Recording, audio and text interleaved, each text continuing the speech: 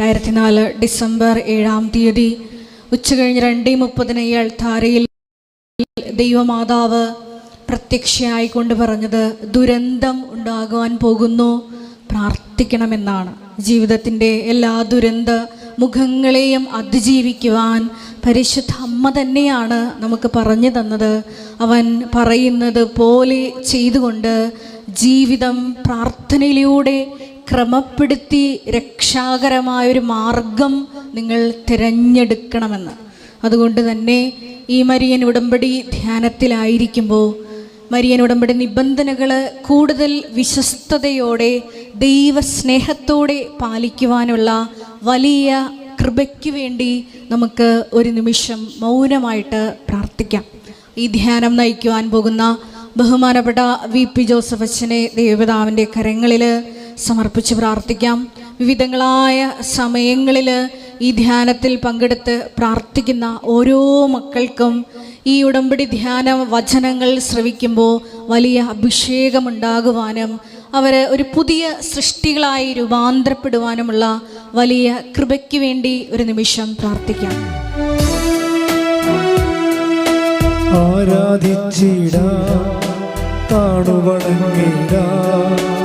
ആശ്രയിച്ചിടാം ദിവ്യകാരുണ്യത്തെ,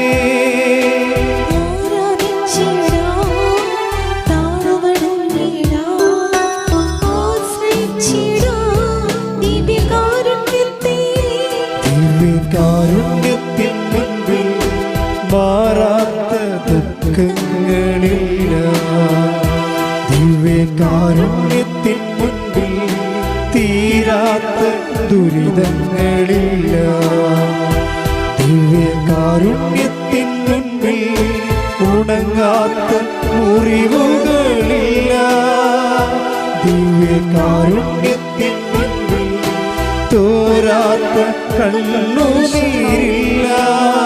ദിവ്യകാരുണ്യത്തെ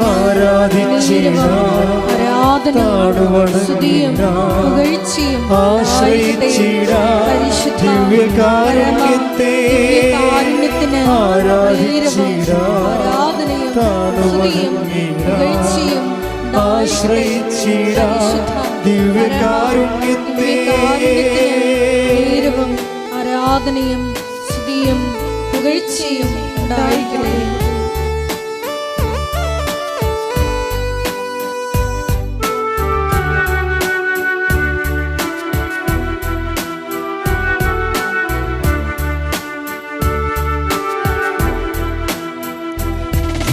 ദിവ്യകാരുണ്യത്തിൻ മുൻപിൽ അകലാത്ത രോഗങ്ങളില്ല, ദിവ്യകാരുണ്യത്തിൻ മുൻപിൽ പൊറുക്കാത്ത പാപങ്ങളില്ല, ദിവ്യകാരുണ്യത്തിൻ മുൻപിൽ അഴിയാത്ത ബന്ധനമില്ല, ദിവ്യകാരുണ്യത്തിൻ മുൻപിൽ കുറയാത്ത ഭാരങ്ങളില്ല. ആരാധിച്ചിടാം, താടുവണങ്ങിടാം, ആശ്രയിച്ചിടാം ദിവ്യകാരുണ്യത്തെ, ആരാധിച്ചിടാം, താടുവണങ്ങിടാം, ആശ്രയിച്ചിടാം ദിവ്യകാരുണ്യത്തെ. പരിശുദ്ധ പരമദിവ്യകാരുണ്യത്തിന് ആരാധനയും സ്തുതിയും പുകഴ്ചയും ഉണ്ടായിരിക്കട്ടെ. പരിശുദ്ധ പരമദിവ്യകാരുണ്യത്തിന് ആരാധനയും സ്തുതിയും പുകഴ്ചയും ഉണ്ടായിരിക്കട്ടെ. പരിശുദ്ധ പരമദിവ്യകാരുണ്യത്തിന് ആരാധനയും സ്തുതിയും പുകഴ്ചയും ഉണ്ടായിരിക്കട്ടെ. നമുക്ക് വിശ്വാസത്തോടും പ്രത്യാശയോടും കൂടി കൃപാസനം പ്രത്യക്ഷീകരണ മധ്യസ്ഥ പ്രാർത്ഥന ഏറ്റുചൊല്ലാം. അമ്മേ പരിശുദ്ധ അമ്മേ, അമ്മേ പരിശുദ്ധ അമ്മേ, ദൈവമാതാവേ, ദൈവമാതാവേ, കൃപാസനത്തിലൂടെ ഞങ്ങൾക്കും ഞങ്ങളുടെ ദേശത്തിനും അമ്മ മാധ്യസ്ഥം തേടിത്തന്ന എല്ലാ അനുഗ്രഹങ്ങൾക്കും കൃപകൾക്കും ഞങ്ങളിപ്പോൾ ഹൃദയം നിറഞ്ഞ നന്ദി പറയുന്നു. സ്തുതിച്ചു പ്രാർത്ഥിക്കാം. ഹല്ലേലൂയ. നാളിതുവരെ ഞങ്ങൾക്ക് ലഭിച്ച എല്ലാ കൃപകൾക്കും അനുഗ്രഹങ്ങൾക്കും നന്ദി പറയുന്നു. ആരാധിച്ചിടാം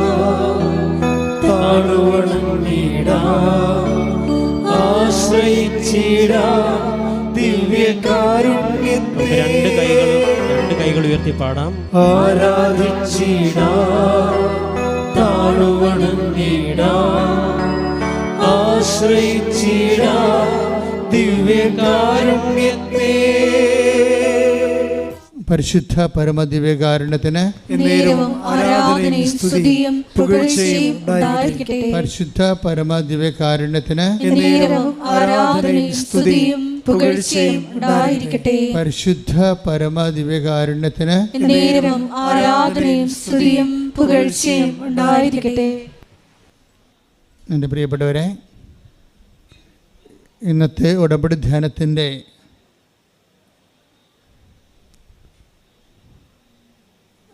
പ്രധാന സാക്ഷ്യം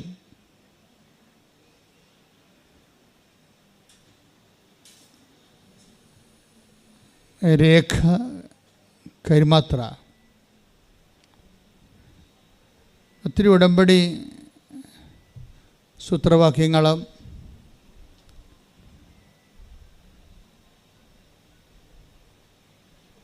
ഒത്തിരി ഉടമ്പടി പ്രക്രിയകളുമുള്ള ഒരു ജീവിതാനുഭവ സാക്ഷ്യമാണ് രേഖയുടേത്.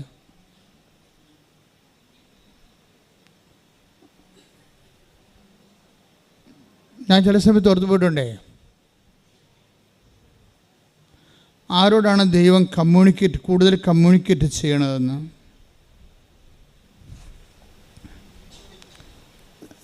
ദൈവം കൂടുതൽ ഇൻട്രാക്ട് ചെയ്യുക, സംവേദിക്കുക, സംസാരിക്കുക, ഏത് ടൈപ്പ് മനുഷ്യരോടാണ് ദൈവം കൂടുതൽ സംവേദിക്കുന്നത്? ഇനി കുറച്ചുകൂടി ചോദ്യം ഒന്ന് മറിച്ചിട്ട് കഴിഞ്ഞാൽ,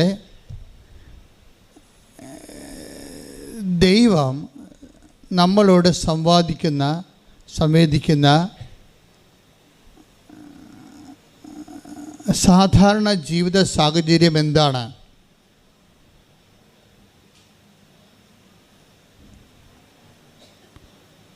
ഇപ്പം രേഖ ശരിക്കും അവരുടെ സാക്ഷ്യം അവസാനിക്കുന്നുള്ളൂ. ഞാൻ നോക്കിയിട്ട് ഒരു 4 പ്രാവശ്യം ഇവരോട് കമ്മ്യൂണിക്കേറ്റ് ചെയ്യുന്നുണ്ട്. നിങ്ങൾക്കറിയാമല്ലോ, ദൈവം ഒരു കമ്മ്യൂണിക്കേറ്റ് ചെയ്യണമെന്നുണ്ടെങ്കിൽ നമുക്ക് ബേസിക്കായിട്ട് വിശ്വാസം മാത്രം മതി. ബാക്കിയെല്ലാം വിശ്വാസ വളർച്ചയുടെ ഭാഗങ്ങളാണ്. കുദാശ ജീവിതമൊക്കെ വിശ്വാസ വളർച്ചയുടെ ഭാഗങ്ങളാണ്. ദൈവം നമ്മോട് കമ്മ്യൂണിക്കേറ്റ് ചെയ്യണമെങ്കിൽ നമുക്ക് ശരിക്കും പറഞ്ഞാൽ ബേസിക്കായിട്ട് വിശ്വാസം മാത്രം മതി. വിശ്വാസത്തിന് ഒരു വിഷയമുള്ളത് രക്ഷിക്കപ്പെടുന്ന വിശ്വാസമായിരിക്കണം. എന്തെങ്കിലും വിശ്വാസമായാൽ പറ്റത്തില്ല. ഇപ്പോൾ അമേരിക്ക നമ്മൾ കണ്ടിട്ടില്ല, പക്ഷേ ഇറ്റ് ഈസ് ദെയർ, അതൊരു വിശ്വാസമാണ്. അതുകൊണ്ട് നീ രക്ഷിക്കപ്പെടണമെന്ന് നിർബന്ധമില്ല. രക്ഷിക്കപ്പെടുക എന്ന് വെച്ചാൽ നിന്നെ നിത്യത വരെ നിന്നെ ക്യാരി ചെയ്യാൻ പറ്റണം. നിത്യത വരെ നിന്നെ ഈ ജീവിതത്തിന് ശേഷവും നിന്നെ ഏറ്റെടുക്കുകയും നിൻ്റെ കൂടെ ജീവിക്കുകയും ചെയ്യുന്ന വിശ്വാസമാണ് രക്ഷിക്കപ്പെടുന്ന വിശ്വാസം. അപ്പോൾ ആ ഒരു വിശ്വാസം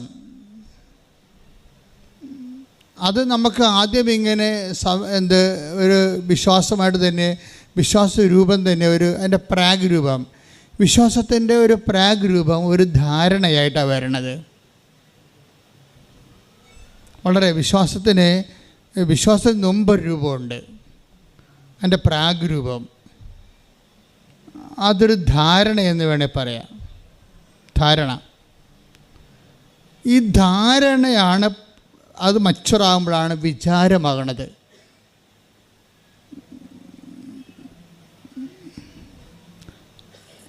വിചാരമാണ് മച്ചുറാകുമ്പോഴാണ് വിശ്വാസമാകുന്നത്.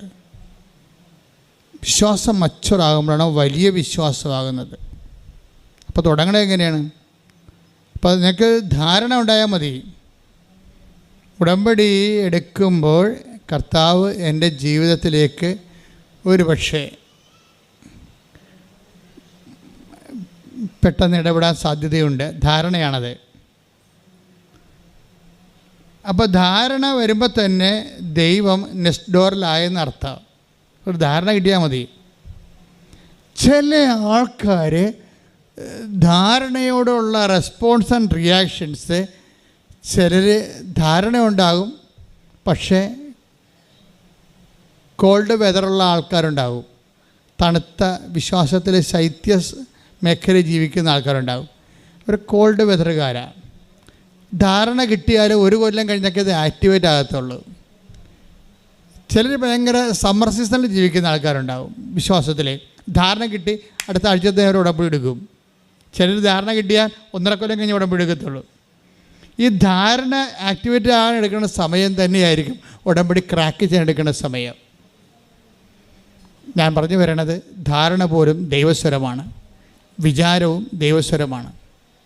ധാരണ മച്ചുറായി കഴിയുമ്പോൾ വിചാരമാകും. ആ രക്തസ്രാവക്കാരി രോഗിയുടെയൊക്കെ വിശ്വാസം ശരിക്കും ആദ്യം വിചാര രൂപത്തിലാണ്. Take the bed of God, ഉള്ളിൽ വിചാരിച്ചു. സ്തുതിക്കട്ടെ, ഹല്ലേലൂയ ഹല്ലേലൂയ ഹല്ലേലൂയ ഹല്ലേലൂയ ഹല്ലേലൂയ. യേശുവേ നന്ദി, യേശുവേ സ്തുതി. ഹല്ലേലൂയ ഹല്ലേലൂയ ഹല്ലേലൂയ ഹല്ലേലൂയ. യേശുവേ ആരാധന ആരാധന ആരാധന ആരാധന. യേശുവേ മഹത്വം മഹത്വം മഹത്വം. മർക്കോസ് 5:28. മർക്കോസ് 5:28. അവന്റെ വസ്ത്രത്തിൽ ഒന്ന് തൊട്ടാൽ മാത്രം മതി. പറഞ്ഞ്, അവന്റെ വസ്ത്രത്തിൽ ഒന്ന് തൊട്ടാൽ മാത്രം മതി, മാത്രം മതി, ഞാൻ സുഖം പ്രാപിക്കും എന്ന് അവൾ വിചാരിച്ചിരുന്നു. അപ്പോൾ അവൾ കഴിഞ്ഞ ദിവസങ്ങളിലൊക്കെ ഈ ഭയങ്കരമായ രീതിയിൽ ഒരു ലെഫ്റ്റ് ലിഫായ പോലെ ഇങ്ങനെ, അതായത് വെറുക്കപ്പെട്ട് വിച്ഛേദിക്കപ്പെട്ട ഒരു ജീവിത സാഹചര്യത്തിലാണ്. കാര്യം 12 കൊല്ലമൊക്കെ ഇങ്ങനെ രക്തസ്രാവം വന്ന്, ഇന്നത്തെ കാലത്ത് തുണി പോലും ഇത്രയും സമൃദ്ധമായുള്ള കാലമാണിത്. ഇപ്പം എന്തെല്ലാം സംഭവങ്ങളാണ് ആൾക്കാർക്ക് ഉപയോഗിക്കുന്നത്. പക്ഷെ അക്കാലത്ത് ലിനനാണ് ആൾക്കാർ ഉപയോഗിക്കുന്ന തുണി, അതുപോലും എല്ലാവർക്കും ഇല്ല.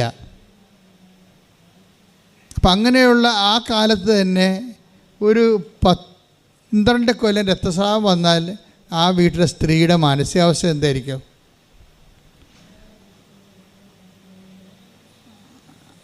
അതുകൊണ്ട് തന്നെ അവൾക്കിനി വേറെ ഒരു ഓപ്ഷൻ ഇല്ല.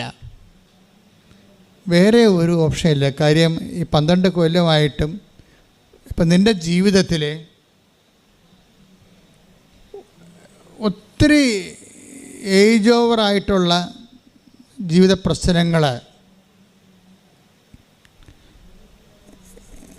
2 കാര്യം നിനക്ക് തരും. ഒന്ന്, യേശുവിനെ നിനക്ക് തരും. കാരണം നീ ഒത്തിരിയേറെ വിഷയങ്ങൾ അത് പരിഹരിക്കാൻ വേണ്ടി പ്രയോജനപ്പെടുത്തി പരാജയപ്പെട്ടു. ഇനി എന്ത് ചെയ്യണമെന്നറിയാൻ പാടില്ലാതെ ഇരിക്കുന്ന സമയത്താണ് യേശുവിനെക്കുറിച്ച് ഇവൾ കേൾക്കണത്. നമുക്കറിയാമല്ലോ, ദൈവം നമ്മളുമായിട്ട് ദൈവം കോണ്ടാക്റ്റിലാകുന്നത് ആദ്യം തന്നെ ഈ കേൾവി നിങ്ങൾ എപ്പോഴും നമ്മൾ ശ്രദ്ധിക്കണം. ആരോ പറഞ്ഞു, ചിലപ്പോൾ ശത്രുക്കൾ പറഞ്ഞാലും മിത്രങ്ങൾ പറഞ്ഞാലും ഒരു ബന്ധമില്ലാത്തവർ പറഞ്ഞാലും ടി വി കേട്ടാലും റേഡിയോയിൽ കേട്ടാലും മൊബൈലിൽ കേട്ടാലും കേൾവി എങ്ങനെ ദൈവം നമ്മുടെ അടുത്തേക്ക് വരുമെന്ന് അറിയത്തില്ല. ദൈവം ആദ്യം ഇൻട്രാക്ട് ചെയ്യുന്ന ശബ്ദത്തിലാണ്. ശബ്ദം ആരെങ്കിലും പറഞ്ഞാൽ മതി. നിങ്ങൾക്കറിയാം, നിങ്ങളിലെ കുറേ അധികം പേരും ആരോ പറഞ്ഞത് കേട്ടാണ് വരണത്. ഈ വാഗ്ദാന പേടകം തന്നെ ആ ഒരു ദൈവം മനുഷ്യനെ അഡ്രസ്സ് ചെയ്യുന്ന ഒരു സംവിധാനമാണ്. അറിയാം, വാഗ്ദാന പേടകത്തിൻ്റെ ഒരു മാതൃകാ രൂപമാണ് ഇവിടെ ഇരിക്കുന്നത്. ഒരുപക്ഷെ very deep meaning full significant ആയിട്ടുള്ള ഒരു ദൈവത്തിൻ്റെ ഇൻട്രാക്ഷൻ്റെ ഒരു രൂപമാണ് വാഗ്ദാന പേടകം. ഈ വാഗ്ദാന പേടകത്തിന് പോലും അതൊരു ചെവിയുള്ള സംവിധാനമാണ്. ദൈവം നിങ്ങളെ കേൾക്കുന്ന, ദൈവം നിങ്ങളോട് സംസാരിക്കുന്ന, കമ്മ്യൂണിക്കേറ്റ് ചെയ്യുന്ന ഒരു സംവിധാനമാണ് വാഗ്ദാന പേടകം. ഇപ്പോൾ ഉദാഹരണത്തിന് സങ്കീർത്തനം എടുത്തേ.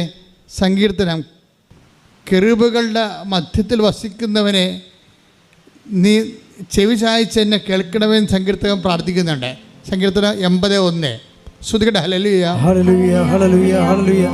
യേശുവേ നന്ദി, യേശുവേ സ്തുതി. ഹല്ലേലൂയ ഹല്ലേലൂയ ഹല്ലേലൂയ ഹല്ലേലൂയ ഹല്ലേലൂയ. യേശുവേ സ്തുതി. ഹല്ലേലൂയ ഹല്ലേലൂയ ഹല്ലേലൂയ. യേശുവേ. 80-ാം സങ്കീർത്തനം 1-ാം തിരുവചനം.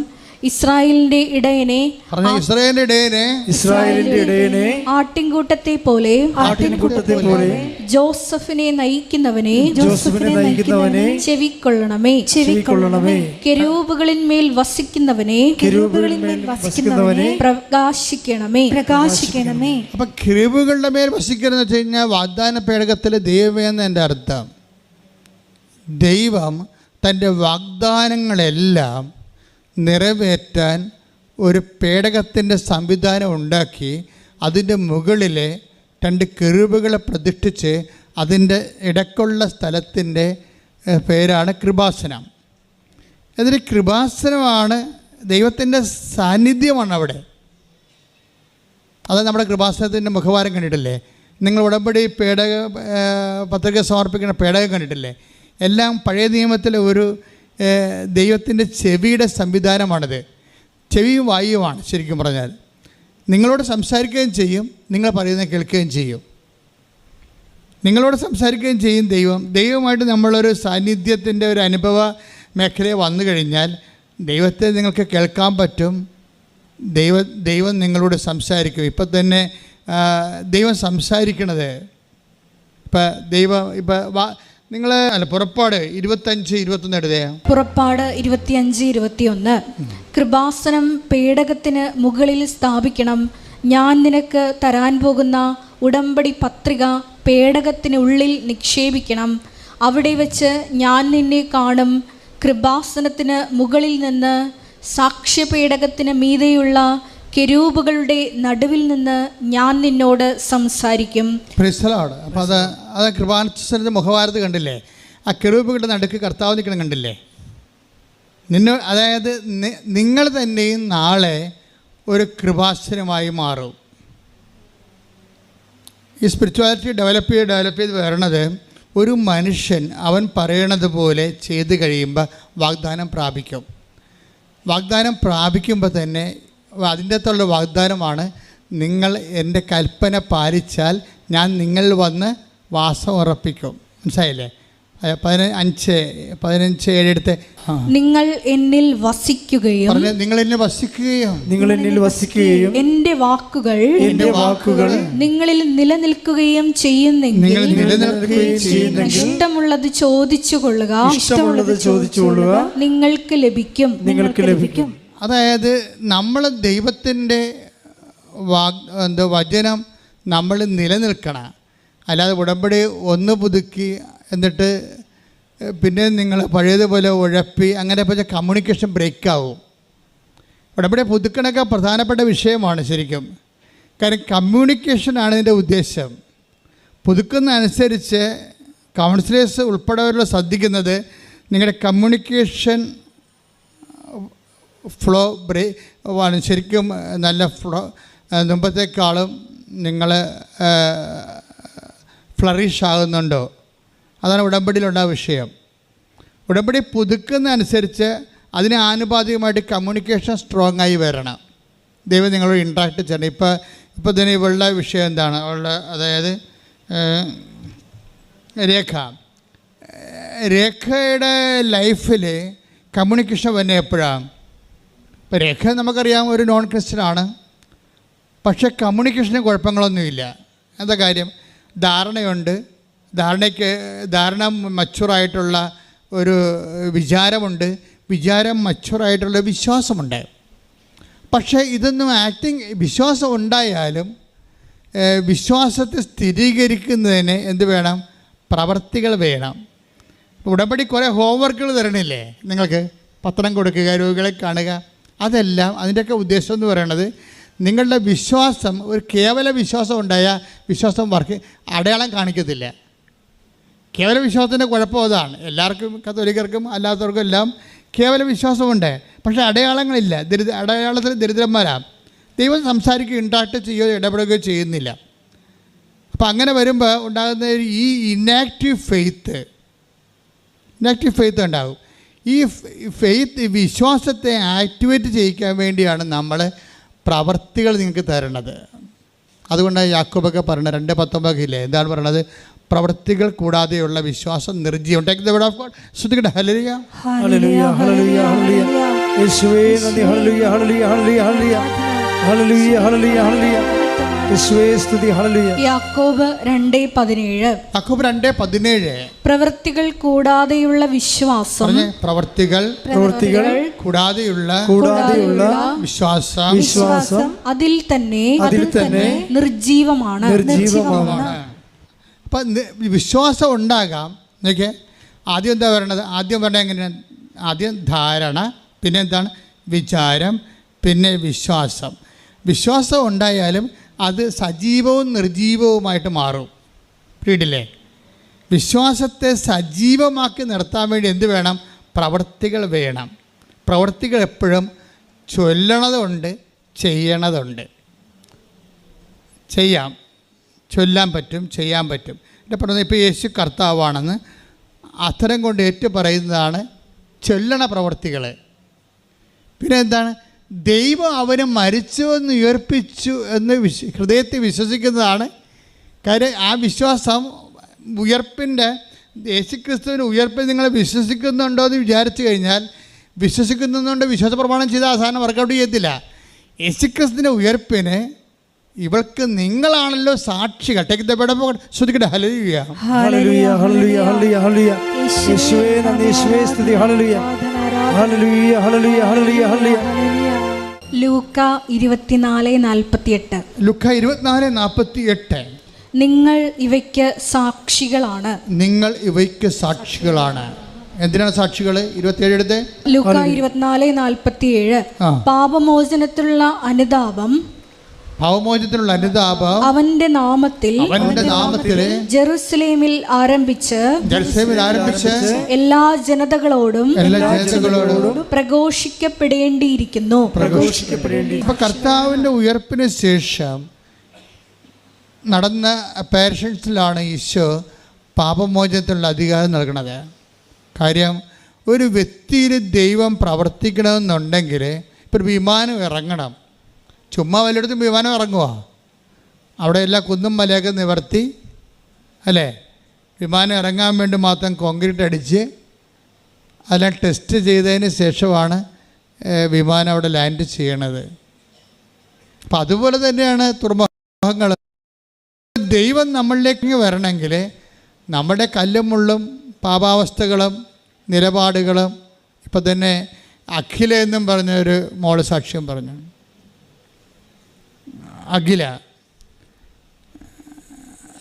അഖിലയുടെ സാക്ഷ്യം എന്ന് വെച്ചാൽ അവർ ഒരു B1 സ്റ്റുഡൻ്റാണ്. ജർമ്മനി പോകാൻ വേണ്ടി B1 B2 എക്സാം സ്റ്റുഡൻറ്റ്. അപ്പോൾ B1 എഴുതിക്കൊണ്ടിരിക്കുന്ന സമയത്ത് തന്നെ അത് B1 പഠിച്ചുകൊണ്ടിരിക്കുകയാണ്. അപ്പോഴാരുടെ കൂട്ടുകാർ പറഞ്ഞ് B2 അറ്റൻഡ് ചെയ്യാവുന്നതാണ്, ഈ B1-ൻ്റെ ആ ഒരു പശ്ചാത്തലത്തിൽ നമുക്ക് B2 എഴുതാവുന്നതാണെന്ന് പറഞ്ഞു. എഴുതുകയോ ഹിയർ ചെയ്യുകയോ ചെയ്യാൻ പറ്റും. അതൊക്കെ ചുമ്മാക്കെ കുറച്ചൊക്കെ കറക്കിക്കുത്താണ്. അതൊക്കെ ഓരോരുത്തരുടെ ഭാഗ്യം പോലെ ഇരിക്കും. അപ്പോൾ ഇവിടെ അഖിലയും പോയി B2 എഴുതി. പൊട്ടക്കണേനെ മാവിട്ടറിഞ്ഞ പോലെ സംഭവം വീണ് B2-ൻ്റെ ഒരു മൊഡ്യൂൾ കിട്ടി അവർക്ക്. അപ്പോൾ അഖിൽ അതിനെക്കുറിച്ച് റിപ്പോർട്ട് ചെയ്യണത് അതോടുകൂടി ഞാൻ അഹങ്കാരിയായി മാറിയെന്നാണ്. എന്താ കാര്യം? ചുമ്മാ പിള്ളേരൊക്കെ വന്ന് എന്നോട് ചോദിക്കും, ചേച്ചി ഇതെങ്ങനെ എഴുതിയെടുത്ത്? എൻ്റെ ജൂനിയേഴ്സ് വന്ന് ചോദിക്കും, ചേച്ചി ഇതെങ്ങനെ എഴുതിയെടുത്ത്? ചുമ്മാ എഴുതിയാവുന്നത്, ചുമ്മാ അവിടെ പോയി ഞാൻ എഴുതിയ. അപ്പോൾ അവിടെ വെച്ച് കഴിഞ്ഞാൽ ഞാൻ വലിയ കേമത്തിയാണ്, ഞാൻ ചുമ്മാ അങ്ങോട്ട് എഴുതിയാൽ തന്നെ കിട്ടും. എന്നിട്ട് അപ്പോൾ ഇവൾ പറഞ്ഞത് എനിക്കുള്ളിൽ തന്നെ ഒരു അഹങ്കാരം ഡെവലപ്പ് ചെയ്യും. അപ്പോൾ ഞാൻ കഴിഞ്ഞ ആഴ്ച പറഞ്ഞായിരുന്നു, നിങ്ങളുടെ എവിടെയാണ് നിങ്ങൾക്ക് ആത്മവിശ്വാസം കൂടണത്, അത് ആത്മവിശ്വാസത്തിൻ്റെ ഒരു കുഴപ്പമെന്ന് പറഞ്ഞു കഴിഞ്ഞാൽ, ആത്മവിശ്വാസം കള്ള് പോലെയാണ്.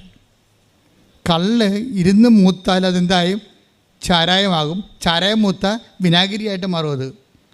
അതുപോലെ തന്നെയാണ് ആത്മവിശ്വാസം. അത് മൂത്ത് കഴിഞ്ഞാൽ പിന്നെന്താകും? അത് അഹങ്കാരമായിട്ട് മാറും. അഹങ്കാരമായി കഴിഞ്ഞാൽ എന്നാ പറ്റും? അവിടെ ഈ വിമാനം ഇറങ്ങണ പോലെ ദൈവത്തിന് ആ കല്ലിൽ ഇറങ്ങാൻ പറ്റത്തില്ല. ദൈവത്തിന് അവിടെ ഇൻട്രാക്ട് ചെയ്യാനില്ല, അവിടെ ഒന്നും ചെയ്യാനില്ല. അപ്പം നിങ്ങൾ ഉടമ്പടി എടുക്കുമ്പോൾ ആദ്യം ടോർപ്പുഴ ചെയ്യേണ്ടത് എപ്പോഴും ദൈവം എപ്പോഴും കൈവെക്കണം, എപ്പോഴും ആത്മവിശ്വാസത്തിലായിരിക്കും. ആത്മവിശ്വാസം ഇപ്പം തന്നെ എന്തെങ്കിലും വിശ്വാസം, ഇപ്പോൾ നമ്മൾക്കറിയാമല്ല, ആത്മവിശ്വാസം എപ്പോഴും വ്യക്തികൾക്ക് ഉണ്ടാകുന്നത് ഒന്നെങ്കിൽ അവൻ്റെ ഉള്ളിൽ തന്നെ സെൽഫായിട്ട് തന്നെ വരും. ഞാനത്ര കുറഞ്ഞ പുള്ളിയല്ല, എൻ്റെ ഹിസ്റ്ററി നോക്കിക്കഴിഞ്ഞാൽ ഞാൻ എല്ലാ വിഷയത്തിനും റാങ്ക് കിട്ടി പഠിച്ച ആളാണ്, മറ്റവന്മാരൊക്കെ മഫന്മാരാണ് എന്ന്. അപ്പം ഈ ആത്മവിശ്വാസം എന്ന് പറയുമ്പോൾ തന്നെ ആരൊക്കെ അത് നെഗറ്റീവായിട്ട് ടാർഗറ്റ് ചെയ്യുന്നുണ്ട്. നിങ്ങൾ മാത്രമല്ല, നിങ്ങൾക്ക് ആത്മവിശ്വാസം കൂടിയാൽ നിങ്ങൾ പറയണത് ഞാനത്ര കുറഞ്ഞ പുള്ളിയല്ലെന്നാണ് പറയണത്. വെച്ചാൽ കുറഞ്ഞ പുള്ളികൾ വേറെ ഉണ്ടെന്നാണ് എൻ്റെ അർത്ഥം. വേറെ ആൾക്കാരെ കൊച്ചാക്കി കഴിഞ്ഞിട്ട് അവരെക്കാൾ കേമനാണ്, കേമിയാണ് ഞാനെന്ന് പറഞ്ഞുകൊണ്ട് ദൈവത്തിരുസ്ഥനിൽ വന്നു കഴിഞ്ഞാൽ ദൈവത്തെ നിങ്ങൾ ഇഷ്ടമൊക്കെ ആയിരിക്കും, പക്ഷേ കമ്മ്യൂണിക്കേറ്റ് ചെയ്യാൻ പറ്റത്തില്ല.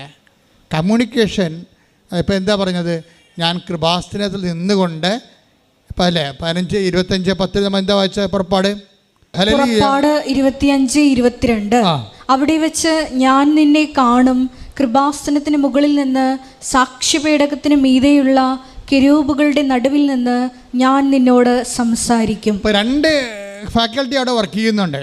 എന്താണ്? വാഗ്ദാന പേടകമായിട്ട് നീ ഇൻട്രാക്ട് ചെയ്യുമ്പോൾ ഒന്ന്, ഞാൻ നിന്നെ കാണും. നമ്മൾ അങ്ങ് ദൈവത്തിനെ കാണുമെന്ന് പറഞ്ഞിട്ടില്ല അവിടെ, ഞാൻ നിന്നെ കാണും. രണ്ടാമത്തെ എന്താണ്? അവിടെ വെച്ച് ഞാൻ നിന്നോട് സംസാരിക്കും, പക്ഷെ കേൾക്കണം നിർബന്ധമില്ല.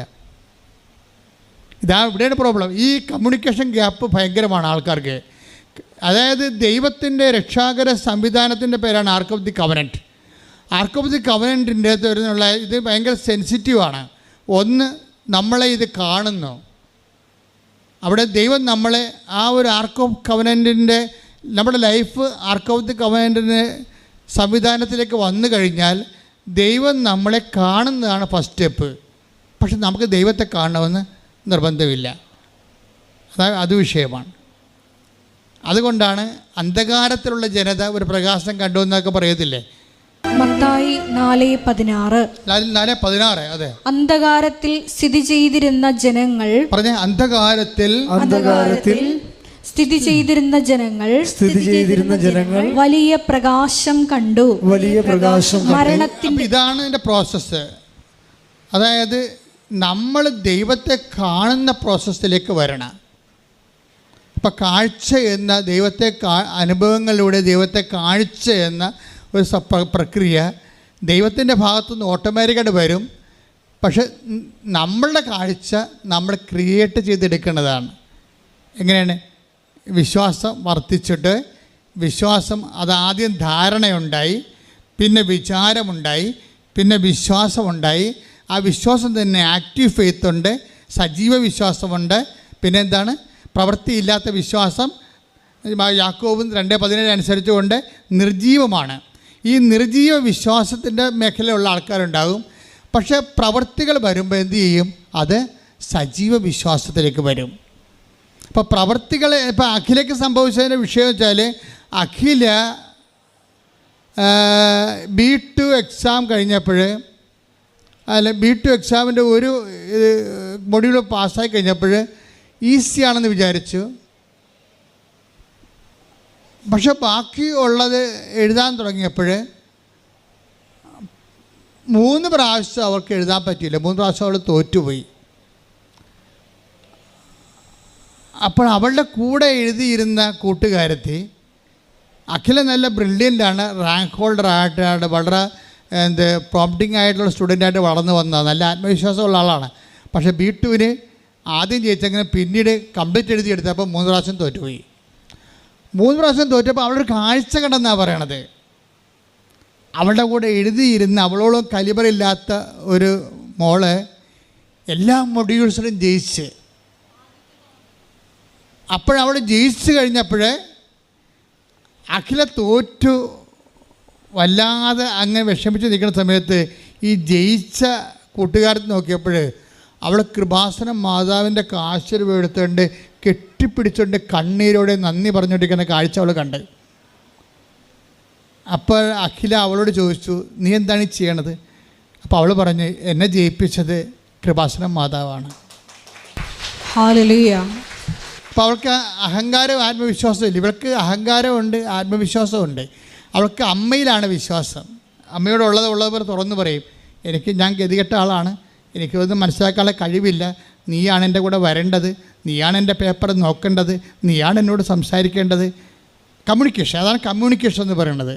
അതായത് നമ്മൾക്ക് വാഗ്ദാന പേടകം എന്നുള്ള കോൺസെപ്റ്റിൽ ദൈവം നമ്മൾക്ക് എന്തുമാത്രം ലളിതമായിട്ട് കമ്മ്യൂണിക്കേറ്റ് ചെയ്യാം, അത്രയും കമ്മ്യൂണിക്കബിളാണിത്.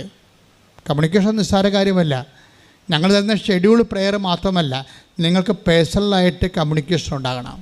നിങ്ങൾ ദൈവത്തോട് നിങ്ങളുടെ വിഷയങ്ങൾ സംസാരിക്കണം. എപ്പോഴും വയറ്റിപ്പഴപ്പം പറഞ്ഞുകൊണ്ടിരിക്കരുത്. അപ്പോൾ ദൈവം അവർക്ക് നിങ്ങൾക്ക് വയറ് മാത്രമല്ലേ ഉള്ളതെന്ന് വിചാരിക്കും. പിന്നെ വയറിന് വേണ്ട സാധനമൊക്കെ തന്നിട്ടിരിക്കും. നമുക്ക് വേറെ കുറേ അവയവങ്ങളൊക്കെ ഉണ്ടല്ലോ, അതൊക്കെ ഇടയ്ക്ക് ഓർത്തേക്കണം പ്രാർത്ഥിക്കുമ്പോൾ, അല്ല വയറിട്ട് തിരുമ്മിക്കൊണ്ടിരിക്കരുത്. അപ്പോഴേ അത് അനുസരിച്ചുണ്ട്. അപ്പോൾ അങ്ങനെ ഉടനെ അഖില വന്ന് ഉടമ്പടി എടുത്ത്. ഉടമ്പടി എടുത്തെങ്കിലും ഈ പറഞ്ഞ പോലെ എന്താണ്, അഖിലക്കൊരു ധാരണയാണ് ആദ്യം ഉണ്ടായത്. പിന്നെ അത് ധാരണ വളർന്ന് വിചാരമായി. വിചാരം ആണ് ഇപ്പോൾ കൂട്ടുകാരത്തിയുടെ കൂടെ കിട്ടിയത്. ചെറിയൊരു വിശ്വാസം ആയെന്ന് നമുക്കറിയത്തില്ല. വിചാരമുണ്ട്, കൂട്ടുകാരത്തി ജയിച്ചത് അങ്ങനെയാണെങ്കിൽ എന്നാൽ പിന്നെ അതെടുത്തേക്കാം, ഇനിയിപ്പോൾ അതുകൊണ്ട് കുഴപ്പമുണ്ടായെന്ന് വേണ്ടത്. പല ആൾക്കാർ ഉടമ്പടി എടുക്കണം അങ്ങനെയാണ്. എന്നാൽ പിന്നെ ഉടുങ്ങാൻ അതെടുത്തേക്കാം, ഉടമ്പടിയാണ് എന്തായാലും എന്ത് തടിയായാലും എടുത്തേക്കാമെന്ന് വിചാരിക്കും. അതാണ് അങ്ങനെ എടുക്കുന്ന ആൾക്കാരുണ്ട്. ഇനിയിപ്പോൾ അതിൻ്റെ കുഴപ്പം കൊണ്ടാൽ കിട്ടില്ലെന്ന് വേണ്ട. അതുകൊണ്ട് മറ്റുള്ളവരെടുത്തിട്ട് ഇനി അതിൻ്റെ ഒരു കുറവ് നമുക്ക് ഉണ്ടാവരുതെന്ന് വിചാരിച്ചുകൊണ്ട് വന്ന് ഉടമ്പടി എടുക്കണ കുറേ അധികം ഉണ്ട് ആൾക്കാരുണ്ട്. അതുകൊണ്ടാണ് അവർക്ക് ഈ ലാഗിങ് വരണത്. ഇതെന്ന് വെച്ചാൽ ആദ്യമേ തന്നെ നിങ്ങളൊന്ന് പ്രിപ്പയർ ചെയ്യണം. കാരണം ദൈവവുമായിട്ട് നിങ്ങൾ ഇൻട്രാക്ട് ചെയ്യാൻ പോവുകയാണ്. നിങ്ങളുടെ ജീവിതത്തിൽ ആദ്യമായിട്ട് ദൈവം നിങ്ങളോട് സംസാരിക്കാൻ പോവുകയാണ്. ദൈവവും നിങ്ങളുമായിട്ട് വലിയൊരു കമ്മ്യൂണിക്കേഷനിലേക്ക് വരാൻ പോവുകയാണ്. അപ്പോൾ ഇങ്ങനെയുള്ള കമ്മ്യൂണിക്കേഷനൊക്കെ ഉണ്ടാകുമ്പോഴാണ് നിങ്ങൾക്ക് ഈ വായുനാറ്റം ഉണ്ടാകാതിരിക്കാൻ. ദൈവം നിങ്ങൾക്ക് വായുനാറ്റം ഉള്ളവരാണ് ദൈവം സംസാരിക്കുക നിങ്ങളോട്? ഇല്ല, സംസാരിക്കത്തില്ല. അപ്പോൾ വായുനാറ്റമൊക്കെ ഉണ്ടാകാതിരിക്കാൻ വേണ്ടിയാണ് നിങ്ങളോട് മൗത്ത് വാഷൊക്കെ അടിച്ച് വരണമെന്ന് പറഞ്ഞതിൻ്റെ കാര്യം. വീട്ടിൽ പോയി മൗത്ത് വാഷ് അടിക്കരുത്, കുമ്പസാരിക്കണമെന്ന് പറഞ്ഞതിൻ്റെ അർത്ഥം എന്താ കാര്യം? അവരെ തൊണ്ട തുറന്ന ശവക്കുഴിയാണെന്ന്. Take the bed of God. റോമ 3:13. അവരുടെ തൊണ്ട തുറന്ന ശവക്കുഴിയാണ്. പരിപാടിയായി. വ്യത്യസ്തമായ കൂട്ടം കൂടി നിന്ന് ജോലി ചെയ്യണില്ലേ?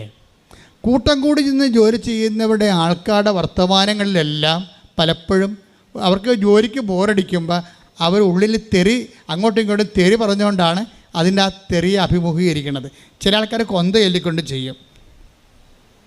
തുറന്ന ശവക്കുഴിയുള്ള ആൾക്കാർ, തൊണ്ട തന്നെ തുറന്ന ശവക്കുഴിയുള്ള ആൾക്കാർ വാ പൊളിച്ചാൽ നാറ്റം വന്നുകൊണ്ടിരിക്കുക. അതിനെ വായുനാറ്റം എന്ന് പറയണത്. മനസ്സിലായില്ലേ? നിങ്ങൾ എന്ത് പറഞ്ഞാലും വായുനാറ്റം ഉണ്ടാകും. വായുനാറ്റം ഇല്ലാതെ നിങ്ങൾക്ക് വർത്തമാനം പറയാൻ പറ്റത്തില്ല. അപ്പം അങ്ങനെയുള്ള വാക്കുകളുണ്ടാകുന്ന വാക്കെന്നെന്താ? വാക്ക് എവിടുന്നാണ് വന്നത്? വാക്ക് ഈ കഴുത്ത് ഒന്നും ചെയ്യത്തില്ല. ഹൃദയം ചെയ്യണത് കൊണ്ടാണ് വായുനാറ്റം ഉണ്ടാകണത്. കാര്യം എന്താണ്? ഹൃദയത്തിൻ്റെ തികവിൽ നിന്നാണ് അധരം. ചുരുക്കിട്ട് ഹല്ലേലൂയ ഹല്ലേലൂയ ഹല്ലേലൂയ ഹല്ലേലൂയ ഹല്ലേലൂയ. ലൂക്ക 6:45. ലൂക്ക 6:45. നല്ല മനുഷ്യൻ തൻ്റെ ഹൃദയത്തിലെ നല്ല നിക്ഷേപത്തിൽ നിന്ന് നന്മ പുറപ്പെടുവിക്കുന്നു. ഒന്ന് പറഞ്ഞ നല്ല മനുഷ്യൻ തൻ്റെ ഹൃദയത്തിന്റെ നിക്ഷേപത്തിൽ നിന്ന് നന്മ പുറപ്പെടുവിക്കുന്നു. ചീത്ത മനുഷ്യൻ തിന്മയിൽ നിന്ന് തിന്മ പുറപ്പെടുവിക്കുന്നു. ഹൃദയത്തിന്റെ നിറവിൽ നിന്നാണല്ലോ അധരം സംസാരിക്കുന്നത്. അപ്പൊ ഹൃദയത്തിൽ എന്താണ് ഉള്ളത്? ഈ ദ്വയാർത്ഥം പറയുന്നവരും തെറി പറയുന്നവരൊക്കെ ഓർക്കുക, നിങ്ങളുടെ ഹൃദയം തന്നെ ഒരു സെക്സ് ഓർഗനായിട്ടാണ് വർക്ക് ചെയ്യണത്. ചില ആൾക്കാരെ കുറിച്ച് പറയത്തില്ലേ, അവൻ വേറെ എന്നോ അവയവം കൊണ്ടാണ് ചിന്തിക്കണമെന്ന് എന്ന് പറഞ്ഞ പോലെ ജീവിതകാലം മുഴുവനും 24 മണിക്കൂറും സെക്സിനെക്കുറിച്ച് മാത്രം ചിന്തിക്കുന്നവരുണ്ട്. അങ്ങനെ വരുമ്പോൾ സ്വാഭാവികമായിട്ട് അവിടെ വായിൽ നിന്ന് ഇതുപോലെയുള്ള അഴുക്ക് വർത്തമാനങ്ങൾ വന്നുകൊണ്ടിരിക്കും. ബൈബിൾ ഇതൊന്നും വകവെച്ച് തരത്തില്ല. എന്താ കാര്യം? സത്യദൈവം അങ്ങനെയാണ് വിഷയം. നിങ്ങൾ എങ്ങനെയെങ്കിലും ജീവിച്ചാൽ കൊണ്ട് കാര്യമില്ല. നിങ്ങൾ വിശുദ്ധ ഗ്രന്ഥത്തെ, ആ ഗ്രന്ഥത്തെ വിശുദ്ധ ഗ്രന്ഥം എന്ന് വിളിക്കാൻ കാരണം എന്താണ്? അത് മനുഷ്യനെ വിശുദ്ധീകരിക്കുന്നത് കൊണ്ടാണ്. കൈയടിച്ച് സ്തുതിക്കട്ടെ. ഹല്ലേലൂയ.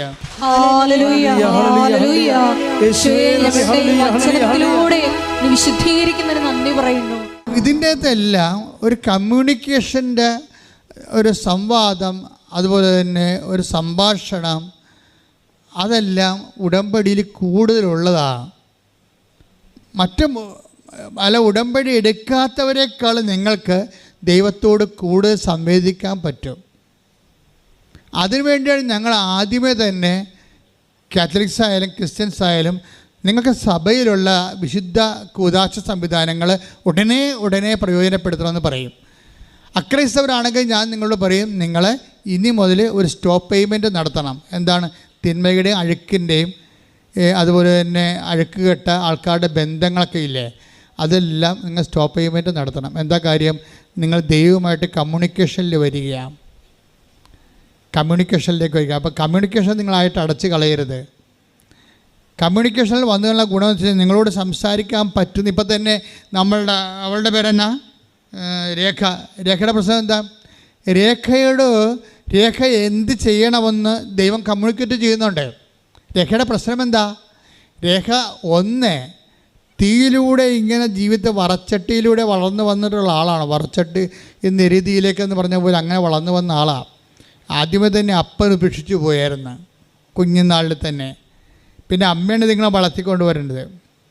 അമ്മ വളർത്തിക്കൊണ്ട് വന്നെങ്കിലും പിന്നീട് അതുങ്ങളെ കല്യാണം കഴിച്ച് കഴിഞ്ഞപ്പോൾ ഭർത്താവാണെങ്കിൽ ഭയങ്കര കുടിയനാണ്. അപ്പോൾ കുടിക്കുകയും ചെയ്യും, വീട്ടിൽ വന്ന് ഇവളെ തല്ലുകയും ചെയ്യും. ഇവൾ അത്യാവശ്യം മെഡിക്കൽ ഫീൽഡിൽ പ്രാക്ടീഷണറാണ്, പക്ഷെ തല്ല് പാഴ്സൽ കിട്ടുന്നുണ്ട്. കാര്യം ഇവളുടെ ഒരു ക്വാളിറ്റി, അതുപോലെ തന്നെ ഒരു മാന്യതയൊന്നും അയാൾക്ക് വല്ല കുടിയന്മാർക്ക് വല്ല ബോധമുണ്ട്. അമ്മമാരെന്തെങ്കിലും ഉണ്ടാച്ചാൽ നമ്മുടെ മോന്ത തെളിയണില്ല, നിങ്ങളുടെ അപ്പം അടിച്ച് തെളിക്കാൻ നോക്കും മോത. അതാണ് വിഷയം. അത്രയും വികടനായ ഒരു ഭർത്താവാണ് ഇവിടെ ഉള്ളത്. അത് നിങ്ങൾ പറഞ്ഞാൽ അത് മനസ്സിലാകത്തില്ല. നമുക്ക് ചിന്തിക്കാൻ പറ്റുന്നതിനൊക്കെ കൂടുതലാണ് രേഖയുടെ സങ്കടങ്ങളെന്ന് പറയണത്. ഈ സങ്കടങ്ങളുടെ ഇടയ്ക്ക് വെച്ചുകൊണ്ട് ഈ മനുഷ്യൻ പിടിച്ച് വെളിവില്ലാതെ അയാളെ കടയിലായ മറ്റേ ഇരുന്ന് പറഞ്ഞു, അവളെയും പിള്ളേരെയും ഞാൻ വിഷം കൊടുത്ത് കൊല്ലുമെന്ന് പറഞ്ഞു. അപ്പോൾ അത് പക്ഷെ അങ്ങനെ ചെയ്യണ ആളാണ്, ഭ്രാന്തി കയറി കഴിഞ്ഞാൽ അങ്ങനെ ചെയ്യണ ആളാണ്. അപ്പോൾ അവൾക്ക് പേടിയായി. അവൾ 4 കുഞ്ഞുങ്ങളെയും കൊണ്ട് അവിടുന്ന് ഓടി രക്ഷപ്പെട്ട് അങ്ങനെ പോയൊരു വാടകയ്ക്ക് ജീവിക്കുകയാണ്. അപ്പോൾ നോക്കിയേ, അപ്പനില്ലാതെ വളർന്ന് ഇപ്പോൾ കൊണ്ടായ ഭർത്താവ്. അപ്പനില്ലാതെ വളർന്ന ആൾക്കാർക്ക് ഭർത്താക്കന്മാരോട് ഭയങ്കര സ്നേഹമായിരിക്കും. പക്ഷേ സ്നേഹിക്കാൻ ഈ പണ്ടാരത്തെ കിട്ടണ്ടേ? അതിനേക്കാൾ വലിയ ആളായിട്ടാണ് നമ്മുടെ ജീവിതത്തിൽ വരണത്. അപ്പോൾ ഇങ്ങനെ വാടകയ്ക്ക് കുഞ്ഞുങ്ങളുമായിട്ട് താമസിക്കണം, ഒറ്റക്ക് ജോലിക്കൊക്കെ പോകുന്നുണ്ട്. അങ്ങനെ വളർത്തിക്കൊണ്ട് വന്നതിൻ്റെ ഇടയ്ക്ക് ഇവൾക്ക്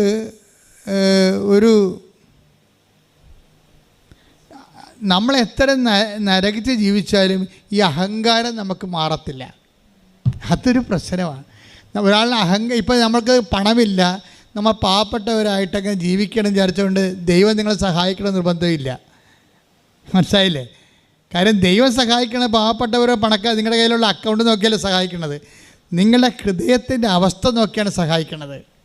എപ്പോഴും നാം മനസ്സിലാക്കണം, ഞാൻ പാവപ്പെട്ടവളാണ്, ദൈവം എന്നെ സഹായിക്കും. ആര് സഹായിക്കാൻ? കിടക്കിടെ നോക്കിയിരുന്നാൽ മതി. ആദ്യം നിങ്ങൾ മനസ്സ് ദൈവത്തിന് ലാൻഡ് ചെയ്യാൻ പറ്റുന്ന കമ്മ്യൂണിക്കബിൾ ആകുന്ന രീതിയിൽ എത്ര പാവപ്പെട്ടവരായാലും ശരി, രോഗികളാണെന്ന് പറഞ്ഞൊരു കാര്യമില്ല. അങ്ങനെ ഒരു സംവരണമൊന്നും സ്വർഗത്തിന് അങ്ങനെ സംവരണമൊന്നുമില്ല. സ്വർഗം പറയും എന്തൊക്കെ ചെയ്യാൻ പറ്റും. ഇപ്പം സൈന്യം തന്നെ വയനാട്ടിൽ ഇറങ്ങിയിരിക്കുകയാണ്. അപ്പുറത്തെ കരയിലേക്ക് പോയി ആൾക്കാർ വല്ലതും ഉണ്ടാകുന്ന ഇങ്ങനെയും കുടുങ്ങി കിടക്കൊണ്ടാന്ന് നോക്കണമെങ്കിൽ സൈന്യത്തിന് പോലും പറ്റണില്ല. ഒരു ദിവസവും 36 മണിക്കൂർ കൊണ്ടാണ് അവർ വേലിപ്പാലം ഉണ്ടാക്കി. അത് കഴിഞ്ഞിട്ടാണ് സൈന്യത്തിന് പോലും അപ്പുറത്ത് പോകാൻ പറ്റിയത്. ദൈവത്തിൻ്റെ അവസ്ഥ ഇതാണ്. നിങ്ങൾ എന്ത് ദുരന്തത്തിൽപ്പെട്ടാലും ശരി, ആ പാല വിടാൻ പറ്റുന്നില്ലെങ്കിൽ സ്വാഹ പിടിയിട്ടില്ലേ. പാവപ്പെട്ടവളാണ്, ചത്ത് കിടക്കുകയാണ്, മണ്ണിൻ്റെ അടിയിലാണെന്ന് പറഞ്ഞിട്ട് ഒരു കഥയില്ല. പാല വിട്ട് വരണം. അതുകൊണ്ടാണ് ഈശോ പറഞ്ഞത്, ദുരന്തമൊക്കെ ഉണ്ടായപ്പോൾ ഈശോ എന്താ പറയണത്? അതൊന്നും എനിക്ക് കേൾക്കേണ്ട കാര്യമില്ല. ദുരന്തങ്ങൾ ജീവിതത്തിൽ എപ്പോഴും ഉണ്ടാകും. ഒരുങ്ങിയിരിക്കാൻ ഞാൻ എപ്പോഴും പറയും. ചില ഇവർ ദുരന്തം ഉണ്ടായാലും ഇല്ലാത്തവരും നമ്മളെ വ്യത്യാസം എന്താ? ഇപ്പോൾ ദുരന്തം ഉണ്ടതിൽ നമ്മൾ അവരെല്ലാം സഹായിക്കുന്നുണ്ട്, ഞങ്ങളും സഹായിക്കുന്നുണ്ട്, നിങ്ങളും സഹായിക്കുന്നുണ്ട്. അവരെന്ന് കഴിഞ്ഞാൽ ജീവിച്ചിരിക്കുന്നവരെ മാത്രമേ നമുക്ക് സഹായിക്കാൻ പറ്റത്തുള്ളൂ, അല്ലേ? മറ്റുള്ളവരെ സഹായിക്കാൻ പറ്റത്തില്ല. പക്ഷേ അത് പ്രോബ്ലം എന്ന് വെച്ച് കഴിഞ്ഞാൽ ഒരു ദുരന്തത്തെക്കുറിച്ച് ഈശോ ആദ്യം കേട്ടപ്പോൾ ഈശോ ഫസ്റ്റ് സ്മെൽ എന്താണെന്ന്, അതായത് ഇതൊക്കെ ഈ ജീവിതത്തിൽ ലോകത്തിൽ സുഖങ്ങളുണ്ടെങ്കിൽ അതുപോലെ തന്നെ ദുഃഖങ്ങളുണ്ടാവും. ഞാൻ നേപ്പാളിലെ ഒരു സ്ഥലം ഈ ദിവസങ്ങൾ കണ്ടു. എന്തൊരു സംഗീതമാണ്, എന്തൊരു പച്ചപ്പാ, എന്തൊരു നീലപ്പാ, എന്തൊരു നീല ജലാശയം, എന്തൊരു വെള്ളി മേഘങ്ങളാണ്. എല്ലാവരും ഇങ്ങനെ മേഞ്ഞെടുക്കുന്ന ഒരു ഭൂമിയിലെ ഒരു സ്വർഗം പോലെ ഇരിക്കുന്ന സ്ഥലം. എപ്പോഴാണ് ഈ കൊണ്ടറാണ്ടം ഇടിഞ്ഞു പൊളിഞ്ഞ് നമ്മുടെ തലയിൽ വീണെന്ന് അറിയാൻ പറ്റത്തില്ല. അതാണ് പ്രശ്നം. അതാണ് ഈശോ പറഞ്ഞത്, ലോകമാണോ ഞെരുക്കം ഉറപ്പാണ്. ലോകത്തിൽ സന്തോഷം ഉള്ളത് പോലെ മൂക്കിൻ്റെ അവസ്ഥയാണ്. മൂക്കിന് ഹായ് നല്ല സ്മെല്ലെന്ന് പറയും. നാറ്റമാണല്ലോ, ഇത് രണ്ട് മൂക്കല്ലേ പറയണത്, ഇല്ലേ? ഹായ് നല്ല സ്മെല്ലെന്ന് പറയുന്നത് മൂക്കാണ്. എന്തൊരു നാറ്റം എന്ന് പറയുന്നത് മൂക്കാണ്. ഇതാണ് വിഷയം. അപ്പോൾ ഈ മൂക്ക് നന്മ ഉണ്ടെങ്കിൽ തീർച്ചയായിട്ടും അതിൻ്റെ പിന്നെ അത് മനുഷ്യന്മാർക്ക് വിവേകം കൊടുത്തിട്ടുണ്ട്, വിവേകമുണ്ട്. പിന്നെ വിവേകത്തിൽ പിടിച്ചാൽ കിട്ടാത്ത കാര്യങ്ങൾക്ക് വിശ്വാസം കൊടുത്തിട്ടുണ്ട്. വിശ്വാസം എന്നുകൊണ്ട് വിവേകം കഴിഞ്ഞാൽ വിശ്വാസം വന്നത്. ചില കാര്യങ്ങൾ വിവേകത്തിൽ പിടിച്ചാലും കിട്ടത്തില്ല. ഇതിൻ്റെ ഇൻ്റർവ്യൂ പ്ലേസ് ചെയ്യണ ടൈം മദറാണ്. ഒരേ ദിവസം ഇൻ്റർവ്യൂ ആണ്. മാതാവ് അതിൻ്റെ അകത്തൊരു കക്ഷിയാണ്. അതായത് കാരണം 3 ഇൻ്റർവ്യൂ ഒരു ദിവസം ഉണ്ടായിരുന്നത് മാതാവ് ആ ഒറ്റ ദിവസം 3 മണിക്കൂർ ഇടപെട്ട് വെച്ച്. അതവിടെ നമുക്ക് ഒന്നും ചെയ്യാൻ പറ്റത്തില്ല. നമ്മളുടെ ജീവിത പ്രശ്നങ്ങളെ we set to the covenant project. ദൈവത്തിൻ്റെ ഒരു കവനൻ്റ് പ്രോജക്റ്റിലേക്ക് നമ്മുടെ ജീവിത പ്രശ്നങ്ങളെ നമ്മൾ സെറ്റ് ചെയ്യുകയാണ് ചെയ്യണത്. അത് വേറെ ഏത് പ്രോജക്റ്റ് ഏത് സംവിധാനത്തിൽ സെറ്റ് ചെയ്താലും ഇത്രയും കൃത്യമായിട്ട് വർക്കൗട്ട് ചെയ്യത്തില്ല. പക്ഷേ ഈ നമ്മളുടെ ഒരു problems our problems are set in to the covenant project which is powered by Marian spirituality. അവിടെ വിഷയം വരുന്നത്, അതായത് നമ്മളുടെ പ്രോബ്ലത്തെ ദൈവത്തിൻ്റെ ഒരു പ്രോജക്റ്റുമായിട്ട് നമ്മൾ സെറ്റ് ചെയ്യുന്ന ആ സെറ്റ് ചെയ്യുമ്പോൾ അത് വർക്കൗട്ട് ചെയ്യണത് എങ്ങനെയാണ്? മരിയൻ സ്പിരിച്വാലിറ്റിയിലാണ് അത് പവർ ചെയ്യണത്. മരിയൻ സ്പിരിച്വാലിറ്റി എന്ന് പറഞ്ഞു കഴിഞ്ഞാൽ അത് നോൺ കോംപ്രമൈസബിളാണ്. അവർക്ക് എനിക്ക് നിനക്ക് എന്താണ്, എൻ്റെ സമയം ഇനിയും സമാഗതമായിട്ടില്ല എന്നൊക്കെ പറഞ്ഞാലൊന്നും അത് കോംപ്രമൈസ് ചെയ്യത്തില്ല. അമ്മ അവിടെ ഒരു സ്റ്റാൻഡ് എടുത്താൽ ആ സ്റ്റാൻഡ് ദൈവത്തിന് ഹോണർ ചെയ്യേണ്ടി വരും. കാര്യം ഈ ലോകത്തിന് രക്ഷകന് നൽകുന്നതിൽ അവളുടെ വാക്കാണ് ദൈവത്തിന് സഹായമായത്. അപ്പോൾ സ്വർഗത്തിൻ്റെ ഉള്ള ഇൻവെസ്റ്റ്മെൻറ്റ് ബേസ് മറിയത്തിന് നല്ല ഒരു വാല്യൂ ഉണ്ട് ഇവിടെ. അതാണ് വിഷയം എന്നത്. അപ്പോൾ അതുകൊണ്ട് പെട്ടെന്ന് അപ്രതിരോധ്യമാണ് മരിയൻ മീഡിയേഷൻ്റെ പ്രശ്നം. അത് അപ്രതിരോധ്യമാണ്. പിന്നെ ഈ മരിയൻ മീഡിയേഷൻ കൃപാസനത്തിലേക്ക് വരുമ്പോൾ അതിൻ്റെ സ്റ്റാറ്റസ് വേറെയാണ്. എന്താ കാര്യം? അത് മാതാവിൻ്റെ പ്രത്യക്ഷീകരണമായിട്ട് വന്നിരിക്കുന്ന വിഷയമാണ്. മാതാവിൻ്റെ പ്രത്യക്ഷീകരണം സമയഘടികാരം നെഞ്ചിൽ ചാർത്തി ദുരന്തം ഉണ്ടാകാൻ പോണ് പ്രാർത്ഥിക്കണമെന്ന് സഭയോടും ലോകത്തോടും പറയുന്ന മാതാവിൻ്റെ പ്രത്യക്ഷീകരണം ദൈവത്തിൻ്റെ ഒരു മനസ്സാണ്. അപ്പോൾ മാതാവിൻ്റെ പ്രത്യക്ഷീകരണം സഭ അത് ജനറലൈസ് ചെയ്യുകയും ഒരു ലോക്കലായിട്ടുള്ള സ്ഥലത്ത് സംഭവിച്ച വിഷയത്തെ അത് സഭയെ എടുത്ത് ജനറലൈസ് ചെയ്യുകയും ലോകം മുഴുവൻ ദൈവത്തിൻ്റെ സന്ദേശം എത്തിക്കേണ്ടത് ദൈവത്തിൻ്റെ ഒരു ആവശ്യമാണ്. ആ ദൈവത്തിൻ്റെ ആവശ്യം നിറവേറ്റാൻ വേണ്ടിയാണ് നമ്മൾ ഉടമ്പടി എടുത്ത് പ്രത്യക്ഷിക്കണം പ്രാർത്ഥിച്ചാലാണത്. അപ്പോൾ നമ്മുടെ ഉടമ്പടി കാര്യങ്ങൾ നിവർത്തേണ്ടത് നമ്മുടെ ആവശ്യമാണ്, ദൈവത്തിൻ്റെ ആവശ്യമാണ്. അതുകൊണ്ടാണ് മറ്റും മരിയൻ മീഡിയേഷനേക്കാളും ഈ കൃപാസനം മരിയൻ മീഡിയേഷൻ പവർഫുൾ ആയിരിക്കുന്നത്. ശ്രദ്ധിക്കട്ടെ. ഹല്ലേലൂയ.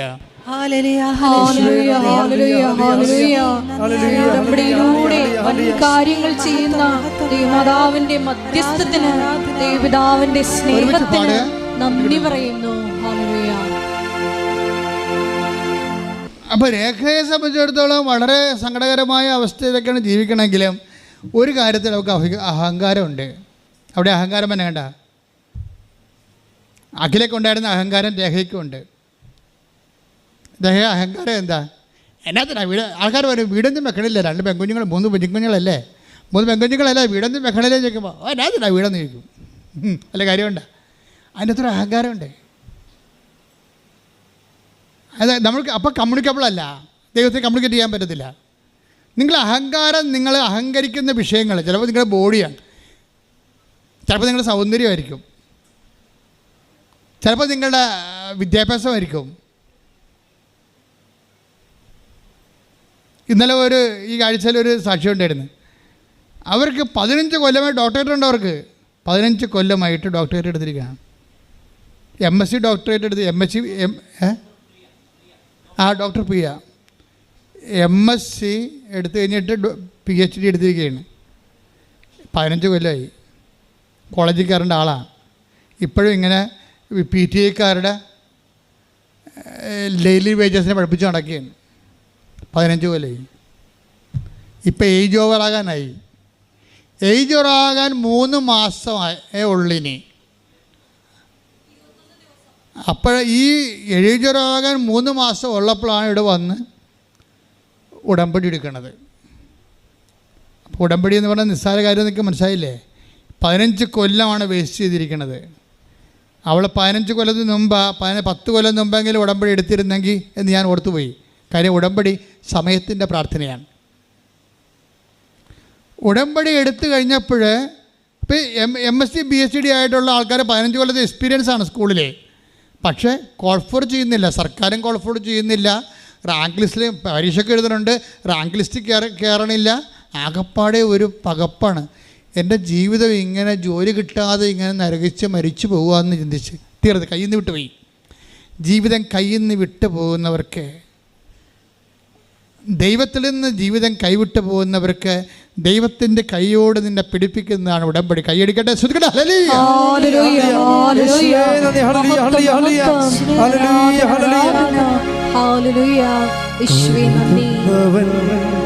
ഞാനല്ലയോ കരയുന്നതെന്തിനു നീ കരുതുന്നവൻ, ഞാനല്ലയോ കരയുന്നതെന്തിനു നീ കണ്ണുനീരിൻ്റെ താഴ്വരയിൽ കൈവിടുകയില്ല ഞാൻ നിന്നെ. ഇപ്പം 3 പേരുടെ ലൈഫും ആ ലൈഫിൽ കമ്മ്യൂണിക്കേഷൻ ബ്ലോക്ക് ചെയ്തിരിക്കുന്ന അവസ്ഥകളും അവരുടെ മെൻ്റൽ സ്റ്റേച്ചറും സ്റ്റാറ്റസും ഒക്കെ നിങ്ങൾ കണ്ടില്ലേ? ഇതൊക്കെ എന്തിനാണെന്ന് വെച്ചാൽ നിങ്ങളെ കറക്റ്റ് ചെയ്യാൻ വേണ്ടിയാണ്. കാര്യം ഉടമ്പടി ഒരു പെർഫെക്റ്റ് ഫോർമുലയാണ്. തന്നെയല്ല, ഒരു 3000 സിസ്റ്റം കൊല്ലമായിട്ട് പ്രാക്ടീസ് ചെയ്ത് മനുഷ്യരാശി പരീക്ഷിച്ച് അതിൻ്റെ ഏറ്റവും സൊഫിസ്റ്റിക്കേറ്റഡ് ഫോമാണ് മരിയൻ ഉടമ്പടി എന്ന് പറയുന്നത്.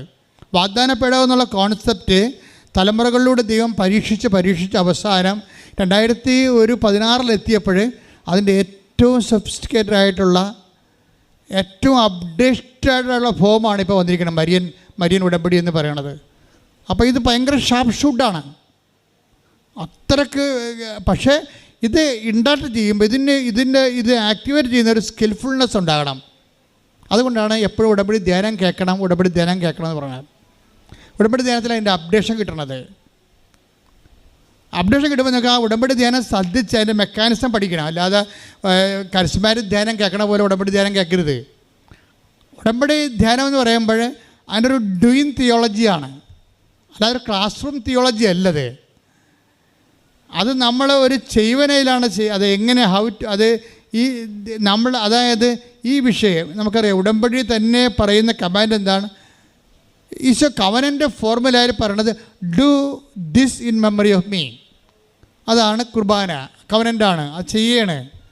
പക്ഷേ ഭയങ്കര കോസ്റ്റ്ലിയാണ്. പണ്ടൊക്കെ കോസ്റ്റ്ലി ഒരു പള്ളിക്ക് 100 കോടി ഒരു കോടി രൂപയെങ്കിലും വേണം. ചെറിയൊരു ചാപ്പൽ ചെയ്യാൻ 1 കോടി രൂപ വേണം. ഒരു അച്ഛനെ പഠിപ്പിക്കണമെങ്കിൽ 10-25 ലക്ഷം രൂപ വേണം. കപ്പേന് ശമ്പളം കൊടുത്ത്, വലിയ ശമ്പളം ഇല്ല പാവപ്പെട്ടവന്, എല്ലാ കപ്പേന്മാർക്കും ചെറിയൊരു ശമ്പളം സ്റ്റൈഫൻ്റാണ് കിട്ടണത്. ഇത് എനിവേ ഈ സംവിധാനമൊക്കെ ഒരുക്കണമെങ്കിൽ 1.5 കോടി രൂപ വേണം. ഒരച്ഛനെ പഠിപ്പിക്കണമെങ്കിൽ 13 കൊല്ലം വേണം. എന്നാൽ മാത്രമേ ഈ മെമ്മറി ഒന്ന് ചെയ്യാൻ പറ്റത്തുള്ളൂ. ഈ മെമ്മറി ചെയ്യാൻ പറ്റത്തുള്ളൂ. ഈ മെമ്മറി ചെയ്യാൻ ആളില്ലാത്ത അവസ്ഥയാണ് ഇപ്പോൾ യൂറോപ്യൻ സഭയിലുള്ളത്. യൂറോപ്യൻ സഭ മെമ്മറി ചെയ്യാൻ ആളില്ലാത്തൊരു കാലം ചിലപ്പോൾ ഇനി വരാം, ഇവിടെയും വരാം. അപ്പോഴും ആരെങ്കിലും ഇല്ലാതിരിക്കത്തില്ല. ആദിമസഭയിൽ അപ്പോസ്തലന്മാർ 12 പേരെ ഉണ്ടായിരുന്നുള്ളൂ. 12 സ്ഥലത്ത് പോകുമ്പോഴും കുർബാന ചിലപ്പോൾ 6 മാസം കൂടുമ്പോഴേ ഉണ്ടാകത്തുള്ളൂ. പക്ഷേ ജനങ്ങൾ വിശ്വാസത്തിൽ ജീവിച്ചിരുന്നു. അതുകൊണ്ടാണ് പൗലോസ് പറയണത്, ആത്മാവിൻ്റെ ശരീരത്തിൻ്റെ ഫലങ്ങളെ എല്ലാവർക്കും അറിയാവുന്ന, ഇല്ലേ, എല്ലാവർക്കും അറിയാവുന്ന പറയണത്. അപ്പോൾ ആ പാപത്തെക്കുറിച്ച് എല്ലാവർക്കും നല്ല കോൺഷ്യസ് ഉണ്ടെന്നാണ്. ആദിമസഭയിൽ ഈ 10,000 അച്ഛന്മാരെ വെച്ച് 10,000 പള്ളി വെച്ച് നടന്നിട്ടും പാപത്തിൻ്റെ കുറിച്ച് കോൺഷ്യസ് ഇല്ലല്ല. അതിലെ കുഴപ്പം. Take the word of God. Galatia 5:19. Galatia 5:19. ജഡത്തിന്റെ വ്യാപാരങ്ങൾ എല്ലാവർക്കും അറിയാം. ഒന്ന് പറഞ്ഞേ, ജഡത്തിന്റെ വ്യാപാരങ്ങൾ എല്ലാവർക്കും അറിയാം. അപ്പം അത് ലൈറ്റ്, കോമൺ ലൈറ്റിക്ക് ജഡത്തിന്റെ വ്യാപാരങ്ങൾ അറിയാമെന്നാണ് ഈ പറയണത്. കളിയാണ്. സാധാരണ മനുഷ്യർക്ക് പോലും ജഡത്തിന്റെ വ്യാപാരങ്ങൾ അറിയാം. എന്തൊക്കെയാണത്? അവ വ്യഭിചാരം, അശുദ്ധി, ദുർവൃത്തി, വിഗ്രഹാരാധന, ആഭിചാരം, ശത്രുത, കലഹം, അസൂയ, കോപം, മാത്സര്യം, ഭിന്നത, വിഭാഗീയ ചിന്ത, വിദ്വേഷം, മദ്യപാനം, മധുരോത്സവം, ഇവയും ഈ ദൃശ്യമായ മറ്റു പ്രവൃത്തികളുമാണ്. ഒരു കവനിലേക്ക് വരുമ്പോൾ ഒരു വിശുദ്ധി, നമ്മളെ വിശുദ്ധിയിലേക്കാണ് വിളിക്കണത്. അപ്പോൾ അതുകൊണ്ട് തന്നെ ഇതാണ് ഇതിൻ്റെ ഒരു നിലപാട് തറയെന്ന് പറയണത്. ഇതിനകത്ത് ഒരു സംഭവം മാത്രം ഞാൻ പറഞ്ഞു. ജഡത്തിൻ്റെ വ്യാപാരത്തിൽ ഒരു സാധനം, ആ മാത്സര്യം പറഞ്ഞില്ലേ, കോപം, മാത്സര്യം എന്ന് പറയുമ്പോഴേ താരതമ്യ പഠനത്തിൽ നിന്നാണ് മാത്സര്യം വരണം. മത്സരം എന്ന് പറയുന്നത് എന്താണ്? താരതമ്യം. അതാണ്. ഞാൻ അത്ര മോശമല്ല. അപ്പോൾ കൂട്ടുകാരുമായിട്ടൊക്കെ മത്സരം ഉണ്ടെന്നുണ്ടെങ്കിൽ ഉടമ്പടി ബ്രേക്ക് ആകാൻ സാധ്യതയുണ്ട്. ഇവിടെ സാക്ഷിയൊക്കെ പറയുമ്പോൾ ഞാനത്ര ഹാപ്പിയൊന്നുമില്ല സാക്ഷ്യത്തിൽ. എന്താ കാര്യം? ഈ പണ്ടാരം സാക്ഷ്യമെല്ലാം പറഞ്ഞിട്ട് പോകണമെങ്കിൽ ഇതിൻ്റെ മനസ്സിലെന്തായിരിക്കണം നമുക്കറിയാമോ? ഇവിടുന്ന് പറഞ്ഞ് പോയി ഇംഗ്ലണ്ടിലോ അമേരിക്കയിലോ പോയി കഴിയുമ്പോൾ 2 ആഴ്ച കഴിയുമ്പോൾ അവിടെ പള്ളിയില്ല, പട്ടക്കാരനുമില്ല, പിന്നെ കൂട്ടുകാരുമായിട്ട് പിന്നെ അവരുടെ റിലേ പോയി നടക്കുന്ന ആൾക്കാർ നമുക്ക് കണ്ടിട്ടുണ്ട്. നിങ്ങൾ ഭാവിയിൽ നിങ്ങളുടെ ഉടമ്പടിയിലാണ് നിങ്ങൾ ജീവിക്കണമെന്ന് ദൈവത്തിന് തോന്നണം. ആദ്യം നിങ്ങൾ ചെയ്യേണ്ട പരിപാടി, കർത്താവ് 90 ദിവസം കൊണ്ട് ഞാൻ അവസാനിപ്പിക്കണില്ല, ഇത് ഉടമ്പടിയാണ്, അല്ലാതെ എന്തെങ്കിലും കൊണ്ടൊന്ന് വോട്ട് ചെയ്തേച്ചും പോണ പരിപാടിയല്ല. ചിലർ വോട്ട് ചെയ്യണ പോലെ ഉടമ്പടി ചെയ്യണത്. ഇവിടെ കൊണ്ടുവന്ന് ഇട്ടും പോകും, എന്നിട്ട് തോന്നുന്ന പോലെ ജീവിക്കും. അഖിലയുടെ പ്രശ്നം എന്താ? അഖില എന്തുകൊണ്ടാണ് ഉടമ്പടി എടുത്ത് പിന്നെയും തോറ്റത്? ഉടമ്പടി എടുത്തിട്ടും പിന്നെയും തോറ്റ് ബീറ്റുവിനെ, പിന്നെയും ഉടമ്പടി പുതുക്കി പിന്നെയും തോറ്റ് ബീറ്റുവിനെ. എന്താ തോറ്റത്? അവളുടെ ഈ ഉടമ്പടി എടുത്ത കൂട്ടുകാരത്തി മാതാവിനെ കെട്ടിപ്പിടിച്ച് കരയണത് കണ്ടപ്പോൾ അവൾ രക്ഷപ്പെട്ടത് കൃപാസനം മാതാവിന് ആയതുകൊണ്ട്, എന്നാൽ ഞാനും കൂടി പോയി വോട്ട് ചെയ്തേക്കാമെന്ന് പറഞ്ഞിട്ട് പാവപ്പെട്ടവൾ വോട്ട് ചെയ്യാൻ വന്നതാണ്. ഉടമ്പടിക്കാൻ വന്നതല്ല, മാതാവിന് വോട്ട് ചെയ്യാൻ വന്നതാണ്. എന്നിട്ട് എന്ത് ചെയ്യുക? പത്രം എന്ത് ചെയ്ത്? പത്രം അവിടെ തന്നെ വെച്ചു. ഇന്നലെ ഞാനൊരുത്തിന് ഇറക്കി വിട്ട്. കാരണം അവിടെ എന്തോ കരഞ്ഞോ കൂവിയോ ഒരു ഭർത്താവും ഭാര്യയും കൂടി ഇവിടെ വന്നിട്ട് അവളിങ്ങനെ ഏന്തി നിൽക്കുകയാണ് എന്നോട് സംസാരിക്കാൻ വേണ്ടി. അപ്പോൾ ഇവൾ വന്നപ്പോൾ തന്നെ എനിക്ക് മനസ്സിലായി എന്തൊരു പിഴയാണല്ലോ പരിപാടി എന്ന്. അപ്പോൾ ഉടനെ ഞാൻ ചീട്ടെടുത്ത് നോക്കിയപ്പോൾ 15 ദിവസം ആയിട്ടുള്ളൂ ഉടമ്പടി എടുത്തിട്ട്. അച്ഛനെ കാണാനുള്ള ചീട്ട് അവളെ ഇവിടെ നിന്ന് ഒപ്പിച്ച്. അപ്പോൾ അങ്ങനെ വരുമ്പോൾ ഞാൻ കളി കണ്ടപ്പോഴത്തേക്ക് മനസ്സിലായി ഇത് കള്ളക്കണ്ണീരാണെന്ന് വെച്ചാൽ. ഞാൻ പറഞ്ഞു, നിൻ്റെ പത്രം തേനി, നിൻ്റെ പത്രം ഇരിപ്പുണ്ട്, അലമാരി വെച്ചിരിക്കണേ, പൂട്ടിയിരിക്കുക, എന്നെ കാണാൻ മതിരിക്കുക, പൊടിയെന്ന്. അപ്പം അതിനെ പൊക്കി വിട്ട ഭർത്താവിനും ഭാര്യനെ. എന്താ കാര്യം വെച്ച് കഴിഞ്ഞാൽ അതായത് ഇവൾ ദൈവത്തെ പറ്റിക്കുകയാണ് ശരിക്കും ചെയ്യണേ. ഉടമ്പടി എടുത്തപ്പോൾ അവൾക്ക് തീക്ഷണതയുണ്ടെങ്കിൽ തീർച്ചയായിട്ടും നമ്മൾ കണ്ടിട്ടുണ്ട് ആൾക്കാരെ മുടന്തിയായിട്ടുള്ള മക്കൾ പോലും ഉടമ്പടി എടുത്തിട്ട് മുടന്തി കൊണ്ടുപോയി 3 ദിവസത്തിന് പത്രമെല്ലാം കൊടുത്തിട്ടുള്ള ഉടമ്പടി സാക്ഷ്യം ഞാൻ കേട്ടിട്ടുണ്ട്. ഇതൊക്കെ നല്ല ആരോഗ്യമുണ്ട്. പക്ഷേ ഇവളുടെ വിചാരം എന്താണെന്ന് വെച്ച് കഴിഞ്ഞാൽ ഉടമ്പടി എനിക്കറിയാവുന്നവർക്ക് കൊടുക്കണ്ടേ, അറിയാൻ പാടില്ലാത്തവർ കൊടുത്താൽ അവർ വല്ലതും എന്നെ പറഞ്ഞാൽ എന്ത് ചെയ്യും? നീ ആരാണ്? നിന്നെ എന്തെങ്കിലും കേട്ട് കഴിഞ്ഞാൽ കർത്താവിന് വേണ്ടി ഇത് കണ്ട ഈ കിടപ്പ് കണ്ടല്ലേ, ഇതിങ്ങനെ ഈ 3 മണിക്കൂറാണ് ഈശോ ആ വഴിയരികി കിടന്നത്, ഇങ്ങനെ ചണ്ട നദയിൽ കിടന്നത്. അപ്പം കർത്താവിന് നമുക്ക് വേണ്ടി ഇത്രയും ചെയ്യാവുന്നുണ്ടെങ്കിൽ നിനക്കെങ്ങനെയാണ് ഈ അഹന്ത വരണത്? ആദ്യ ഉടമ്പടി ഞാൻ പറഞ്ഞേക്കാം, നിങ്ങൾ എന്തെങ്കിലും നിങ്ങൾ കേവന്മാരാണ് എന്ന് നിങ്ങൾ ധരിച്ചാൽ മറ്റുള്ളവർ ചിലപ്പോൾ നിങ്ങളെ കൊച്ചാക്കാൻ വേണ്ടി എന്ത് ചെയ്യും? എന്നെ തന്നെ എന്തുമാത്രം പരസ്യമായിട്ട് ആക്ഷേപിച്ചിരിക്കണം. എൻ്റെ സഭാ സംവിധാനങ്ങളിൽ നിന്ന് കൂട്ടായിട്ട് എന്നെ ആക്രമിച്ചിട്ടുള്ള ചരിത്രമുണ്ട്. എന്നിട്ട് മറ്റുള്ളവരെല്ലാം കൈയടിച്ചിട്ടുള്ള ചരിത്രമുണ്ട്. ഞാൻ എൻ്റെ അച്ഛന്മാരുടെയൊക്കെ ഇതാ പറഞ്ഞിട്ടുണ്ട്. അന്നൊക്കെ ഞാനൊന്നും മിണ്ടത്തില്ല. എന്താ കാര്യം? കർത്താവ് കൂടുതൽ ഫലം കായ്ക്കുന്നതിനെ കൂടുതൽ ഫലം കായ്ക്കാൻ വേണ്ടി കർത്താവ് വെട്ടിയൊരുക്കണത് കുടുംബത്തിൽ നിന്നാണ് ഏറ്റവും കൂടുതൽ വെട്ടിയൊരുക്കേണ്ടത്. നാട്ടുകാർ വെട്ടിയൊരുക്കണത് രണ്ടാമത്തെ കേസാണ്. കുടുംബത്തിൽ നിനക്കൊരു ശാസന വന്നു കഴിഞ്ഞാൽ ആ കുടുംബത്തിൻ്റെ ശാസന നിന്റെ വളർച്ചയ്ക്ക് വേണ്ടിയുള്ള ദൈവത്തിൻ്റെ ക്രമീകരണമാണെന്ന് നിനക്ക് മനസ്സിലാക്കാൻ കഴിഞ്ഞില്ലെങ്കിൽ നീ ഒരു ജന്മനാ അന്ധനല്ല, ബധിരനുമാണ്. കേൾക്കാനും പാടില്ല, കാണാനും പാടില്ല, സംസാരിക്കാനും പാടില്ലാത്ത. അപ്പം അതുകൊണ്ട് തന്നെ എനിക്ക് വന്ന പോലെ തന്നെ ഈ വിഷയം നിങ്ങൾക്ക് ഓരോരുത്തർക്കും വരാൻ സാധ്യതയുണ്ട്. അങ്ങനെ ഉണ്ടാകുമ്പോഴേ മാതാവിനെ പോലെ മിണ്ടാണ്ടിരിക്കുക. എന്താ കാര്യം? മിണ്ടായിരിക്കണത് എന്തുകൊണ്ടാണ്? ഹൃദയത്തെ സംഗ്രഹിക്കുക. ഹൃദയത്തിലിരിക്കുന്ന ആരാണ്? ദൈവമാണ്. ദൈവത്തിലേക്ക് കൈമാറി കൊടുക്കുക. കുറച്ച് കഴിയുമ്പോൾ എല്ലാം ശരിയാകും. ഞാൻ എൻ്റെ അച്ഛനെ അങ്ങനെ ഒരു സാഹചര്യത്തിൽ സഭയിൽ നിന്ന് ആക്ഷേപിച്ചപ്പോൾ എൻ്റെ അരികിലിരുന്ന ഒരു സീനിയർ പീസറിനോട് പറഞ്ഞു, you stand up and defend your self, ബാക്കി ഞാൻ പറയാമെന്ന് പറഞ്ഞു. അപ്പോൾ ഞാൻ അച്ഛനോട് പറഞ്ഞ് നോ മോളിൽ നിന്ന് സംസാരിക്കണമെന്ന് പറഞ്ഞു. എന്താണ്? എനിക്ക് പട്ടം തന്ന ആൾ വേറെ ഉണ്ടല്ലോ, അയാളെപ്പോഴും ജീവിച്ചിട്ടുണ്ടല്ലോ, എനിക്ക് മരണമില്ലല്ലോ, അയാളല്ല സംസാരിക്കേണ്ടതെന്ന് ഞാൻ ചോദിച്ചു. ഞാൻ മിണ്ടിയില്ല. ഞാൻ പുറത്തോട്ട് ഇറങ്ങിപ്പോന്നപ്പോൾ അച്ഛന്മാരെ പറഞ്ഞ് ഇപ്പം കിട്ടിയില്ലേ കള്ളത്തരമാണെന്ന് മനസ്സിലായില്ലേ എന്നൊക്കെ ചോദിച്ചു. ഇപ്പോഴല്ല, 2008 മുമ്പെന്ന് ഓർക്കണം. ഞാനന്ന് കൊച്ചച്ഛനാണെന്ന് ഓർക്കണം. ശുശ്രൂഷയൊക്കെ തുടങ്ങി വന്ന കാലത്ത് കിട്ടിയ വെട്ടാണ് ശരിക്കും പറഞ്ഞാൽ. പക്ഷെ കർത്താവ് കരുതിക്കൊണ്ട് വെട്ടിയതാണ്. എന്നെ ഒതുക്കി കളഞ്ഞെന്ന് പറയാം ശരിക്കും. എന്നിട്ട് ഞാനത് മനസ്സിലാക്കി സൗമ്യതയോടെ, കർത്താവ് എന്നെ ആക്ട് ചെയ്യാൻ അനുവദിച്ചില്ല. ഞാൻ ആക്ട് ചെയ്തിരുന്നെങ്കിൽ കർത്താവ് എന്നെ പിന്നീട് ഒരിക്കലെടുത്ത് ഉപയോഗിക്കത്തില്ലായിരുന്നു. ദൈവത്തിന് വിശ്വസിക്കാൻ പറ്റിയൊരു വ്യക്തിയായി നീ മാറണം. ദൈവപൈതലേ, ദൈവത്തിന് നിന്നെ വിശ്വസിക്കണം. കാരണം നിന്നെ വിശ്വസിച്ചാൽ മാത്രമേ ദൈവത്തിന് നിന്നെ സ്നേഹിക്കാൻ പറ്റത്തുള്ളൂ. കാര്യം വിശ്വസിച്ചതിൻ്റെ വിശ്വാസം എന്ന് പറയുന്നത് ഒരു ടെമ്പററി അഫയേഴ്സാണ്. അതൊരു ടെമ്പററി അഫയേഴ്സാണ്. That can be stopped at any time. പക്ഷേ സ്നേഹത്തിലേക്ക് വരുമ്പോൾ സ്നേഹത്തിന് അന്ത്യമില്ല. വിശ്വാസം നിന്നിൽ ദൈവം വിശ്വാസം ജനിപ്പിക്കാൻ വേണ്ടി, നിൻ്റെ വിശ്വാസത്തിൽ നിൽക്കാൻ വേണ്ടി ദൈവം നിന്നെ ഒരുക്കുമ്പോൾ ഓർക്കുക, ദൈവം നിന്നെ സ്നേഹിക്കാൻ തീരുമാനിച്ചു. ആ സ്നേഹം ദൈവം ടെമ്പററി അല്ല. ഫെയ്ത്ത് ഈസ് ടെമ്പററി, ബട്ട് വിശ്വാസം എന്നേക്കും. Take the bed of God. 1 Corinthians 13:12. വിശ്വാസം, പ്രത്യാശ, സ്നേഹം ഇവ 3 നിലനിൽക്കുന്നു. എന്നാൽ സ്നേഹമാണ് സർവോത്കൃഷ്ടം. വിശ്വാസത്തിനേക്കാൾ ഉത്കൃഷ്ടമാണ് സ്നേഹം.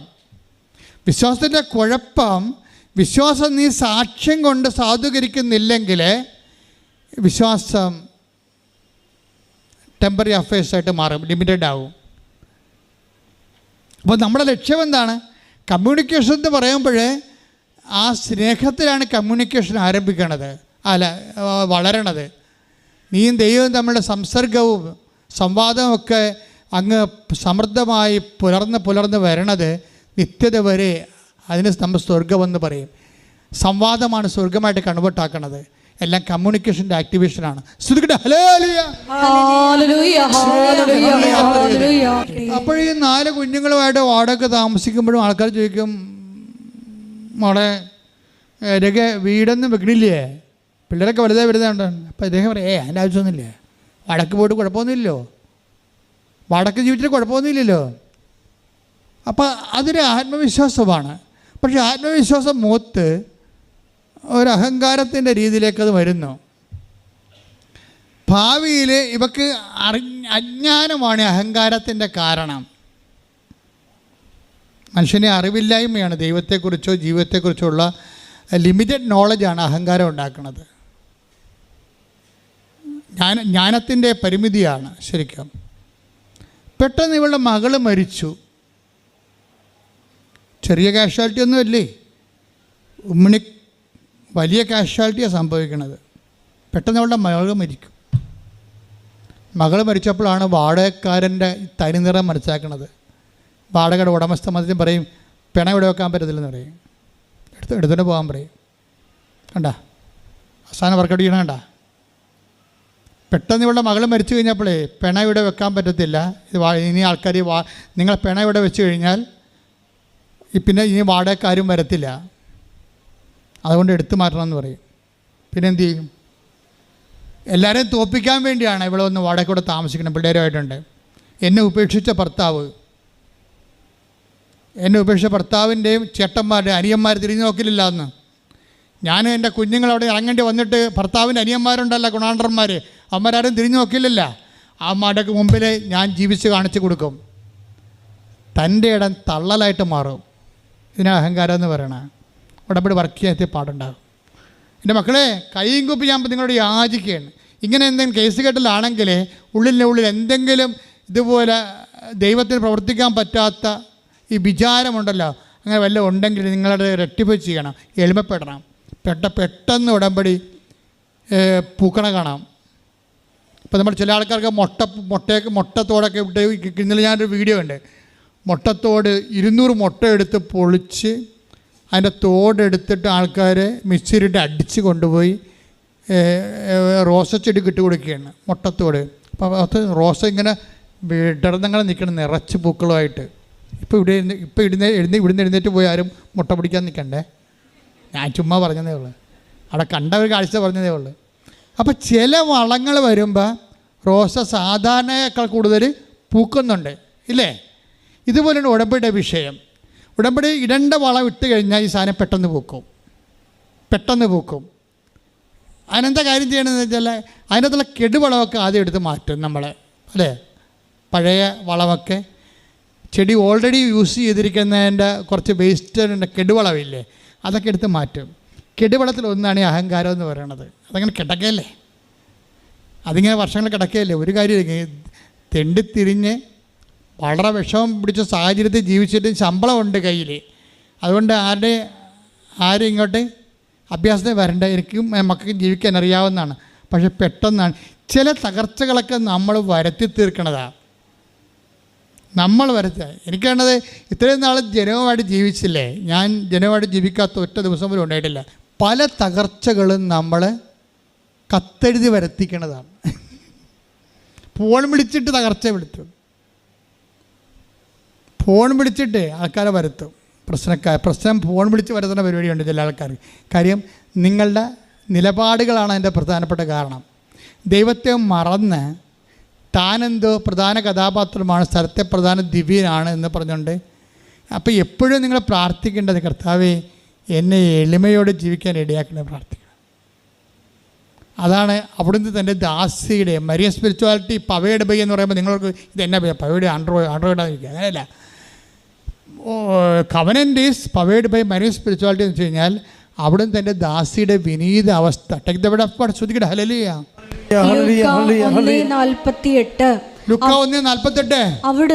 അവിടുന്ന് തന്റെ ദാസിയുടെ താഴ്മയെ കടാക്ഷിച്ചു. ആ ദൈവം നോക്കണത് നീ പാവപ്പെട്ടവളാണ്, വീടില്ലേ, ഭർത്താവില്ലേ, അതൊന്നുമല്ല ദൈവം നോക്കണത്. ദൈവത്തിന് കമ്മ്യൂണിക്കബിളാണെന്നാണ് നോക്കണത്. എനിക്ക് നിങ്ങളോട് ഇൻട്രാക്ട് ചെയ്യാൻ പറ്റുമോ, അതാണ് സംഭവം. ഞാൻ കഴിഞ്ഞ ദിവസം പറഞ്ഞില്ല വേറെ ദൈവമെന്ന്. നമ്മൾ തന്നെ നമ്മൾക്ക് കോൺഫിഡൻ്റ് ഉള്ള ഏരിയയിൽ നമ്മൾ ദൈവമാണെന്ന് ഓർക്കണം. This is our spiritual tragedy. നമ്മൾക്ക് കോൺഫിഡൻസ് ഉള്ള ഏരിയയിൽ നമ്മൾ ഒരാൾ ദൈവം തന്നെയാണ്. കോൺഫിഡൻസ് ഇല്ലാത്ത കാര്യമാണ് പ്രാർത്ഥനയ്ക്ക് വെക്കണത്. അത് നിങ്ങളുടെ ഉടമ്പടി നിയോഗം ക്രമീകരിക്കുമ്പോൾ അറിയാൻ പറ്റും. അതറിയണ്ട, അത് ഞാൻ ജയിച്ചോളൂ എന്ന് പറയും. ഞാനല്ല പരീക്ഷ എഴുതണത്. എൻ്റെ ചരിത്രം എന്താണ്? തോറ്റിട്ടില്ല, തോറ്റ ചരിത്രം കേട്ടിട്ടില്ല, അതാണ് സംഭവം. കൊടിയും പിടിച്ച് അടക്കുകയാണ് ആളെ ഒറ്റക്ക് അതായത് നടത്തി. അപ്പം നീ തോക്കാത്ത ജീവിതാനുഭവങ്ങളില്ലേ, അത് തന്നെയാണ് നിൻ്റെ കോൺഫിഡൻഷ്യൽ ഏരിയ. അവിടെ ഉടമ്പടി കമ്മ്യൂണിക്കബിൾ അല്ല. ഇവിടെ പ്രശ്നം എന്താ? ഇവിടെ പ്രശ്നം ഞാൻ എൻ്റെ മക്കൾ വാടക വീട്ടിയതല്ലേ, താമസിച്ചപ്പോൾ അവസാനം എന്ത് ചെയ്ത്, അവസാനം ഈ ഡെഡ് ബോഡിയും മകളുടെ ഡെഡ് ബോഡിയും കൊണ്ട് വണ്ടിയിൽ അവളെ ഉപേക്ഷിച്ച് കളഞ്ഞപ്പോൾ തിരക്കാതിരുന്ന ഭർത്താവിൻ്റെ അനിയൻ്റെ വീട്ടിൽ പോയി പറയും, മകൾ മരിച്ച മടി കിടക്കുകയാണ്, ഇവളൊന്ന് ദഹിപ്പിക്കണ വരെ ഇവിടെ സൂക്ഷിക്കാൻ അനുവദിക്കണമെന്ന് പറഞ്ഞു. ഓക്കെ, കണ്ടില്ലേ, എളിമപ്പെടണം, കണ്ടില്ലേ? ഇപ്പം എന്താ ഈ ഹിസ്റ്ററി ഒന്ന് സ്കാൻ ചെയ്ത് നോക്കിക്കേ, ഈ ഹിസ്റ്ററി ഒന്ന് സ്കാൻ ചെയ്ത് നോക്കിക്കേ. അപ്പം അങ്ങനെ വരുമ്പോൾ നിങ്ങളവർക്ക് സ്ഥലമില്ലാത്തവർ എങ്ങനെ വീണ്ടും ചിന്തിക്കണത്? സ്ഥലമില്ലാത്തവരെങ്ങനെ വീടും ചിന്തിക്കണത്? വീട് വെക്കാൻ കാശില്ലാത്തവരെങ്ങനെയാണ് വീടിനെക്കുറിച്ച് ചിന്തിക്കണത് എന്നൊക്കെ നിങ്ങൾ ചിന്തിക്കും. പക്ഷെ നിങ്ങൾക്ക് വേണ്ടി നിങ്ങൾ ചിന്തിക്കാൻ പറഞ്ഞിട്ടില്ലല്ലോ. നിങ്ങൾക്ക് വേണ്ടി ചിന്തിക്കാൻ ആളുണ്ടല്ലോ, നിങ്ങൾക്ക് വേണ്ടി പദ്ധതി ഉണ്ടാക്കാൻ വേണ്ടി ആളുണ്ടല്ലോ. പക്ഷെ അതിന് വരാനോ? അതാണ് എനിക്ക് നിന്നെക്കുറിച്ച് ഒരു പദ്ധതി ഉണ്ട്. ഹല്ലേലൂയ, ഹല്ലേലൂയ, ഹല്ലേലൂയ, ഹല്ലേലൂയ. ജെറമിയ 29:11 കർത്താവ് അരുൾ ചെയ്യുന്നു, നിങ്ങളെക്കുറിച്ചുള്ള പദ്ധതി എൻ്റെ മനസ്സിലുണ്ട്. ജെറമിയ 29:11 നിങ്ങളെക്കുറിച്ചുള്ള പദ്ധതി പറഞ്ഞേ. നിങ്ങളെക്കുറിച്ചുള്ള പദ്ധതി എൻ്റെ മനസ്സിലുണ്ട്. നിങ്ങളുടെ നാശത്തിനല്ല, ക്ഷേമത്തിനുള്ള പദ്ധതിയാണ്. ക്ഷേമത്തിനുള്ള പദ്ധതിയാണ്. ഒന്ന് പറഞ്ഞേ, നിങ്ങളുടെ നാശത്തിനല്ല, ക്ഷേമത്തിനുള്ള പദ്ധതിയാണ്. ദൈവകൃപയിൽ ഞാൻ ആശ്രയിച്ചു, അവൻ വഴികളെ ഞാൻ അറിഞ്ഞു, അനുഗമിച്ചിടും അവരുടെ ചുവടുകളെ, അനുഗമിച്ചിടും അവരുടെ ചുവടുകളെ. പരിശുദ്ധ പരമദിവ്യകാരുണ്യത്തിന് എന്നേരവും ആരാധനയും സ്തുതിയും പുകഴ്ചയും ഉണ്ടായിരിക്കട്ടെ. മകളുടെ എല്ലാ അടിയന്തരങ്ങളെല്ലാം കഴിഞ്ഞതിന് ശേഷം അവളെ ശരിക്കും ഇങ്ങനെ സീറോ തനിക്ക് പറ്റിയ അബദ്ധങ്ങളും അതുപോലെ തന്നെ എല്ലാം മനസ്സിലാക്കി ഇവളെ എളിമപ്പെടണുണ്ട്. എളിമപ്പെട്ടിട്ട് മാതാവിനോട് പറയും, മാതാവേ, എത്ര വർഷമായി ഞാൻ പഞ്ചായത്തിലൊരു അപേക്ഷ വെച്ചിട്ട് എനിക്കും കുഞ്ഞുങ്ങളും കയറി കിടക്കാൻ ഒരു തുണ്ട് ഭൂമി കിട്ടാൻ, എനിക്കൊരു തുണ്ട് ഭൂമി കിട്ടാഞ്ഞത് കൊണ്ടല്ലേ എനിക്കിങ്ങനെ വേറെ വീട്ടിൽ കൊണ്ടുവന്ന് എൻ്റെ മകളുടെ ഡെഡ് ബോഡി വെക്കേണ്ടി വന്നത്. ഇനി എൻ്റെ ജീവിതം ഞാൻ മടുത്തു, നീ തന്നെ ഇതിൻ്റെ അകത്ത് ഇടപെടണമെന്ന് പറഞ്ഞു. ആ കമ്മ്യൂണിക്കേഷനായി കണ്ട ആൾ എളിമപ്പെട്ടു, കാര്യങ്ങൾ വന്നപ്പോൾ എളിമപ്പെട്ടു. കമ്മ്യൂണിക്കേഷനായി നീ തന്നെ ഇതിൻ്റെ അകത്ത് ഇടപെടാൻ, എനിക്ക് വേറെ ആരുമില്ല എന്ന് പറയും. അപ്പോഴുണ്ടൊരു ഒരു പച്ച പേപ്പർ ഇങ്ങോട്ട് വന്നിട്ട് പ്രവടാന്നിങ്ങനെ കറുത്ത മനുഷ്യനെ എഴുതി കാണിക്കും കമ്മ്യൂണിക്കേഷൻ. അത് കഴിയുമ്പോൾ തന്നെ ഉടനെ പഞ്ചായത്ത് നിങ്ങളെ വിളിക്കും, എത്രയും വേഗം വന്നാൻ രേഖയെ BO നിങ്ങളെ വിളിക്കണമെന്ന് പറയും. അവിടുത്തെ റവന്യൂ ഓഫീസറാണ്. പിറ്റേ ദിവസം രേഖ BO എടുത്ത് ചെല്ലുമ്പോൾ പറയും, നിങ്ങൾക്ക് 5 സെൻറ്റ് സ്ഥലം അനുവദിച്ചിട്ടുണ്ട് പറയും സർക്കാർ. ഹല്ലേലൂയ, ഹല്ലേലൂയ, യേശുവേ നന്ദി. ഇത്രയും സ്പീഡാണ് ഈ സംഭവം, ഇത്രയും സ്പീഡാണ്. അതുകൊണ്ടെന്ന് വെച്ചാൽ അവൾ പട്ടാങ്ങിയായിട്ട് കാര്യം പറയും, അവളാണ്. പക്ഷെ പറയുമ്പോൾ നമ്മളിങ്ങനെ ദൈവത്തിൻ്റെ തിരുസന്നിധി ഞാനാണ് ദൈവം എന്നും പറഞ്ഞുകൊണ്ട് പറയരുത്.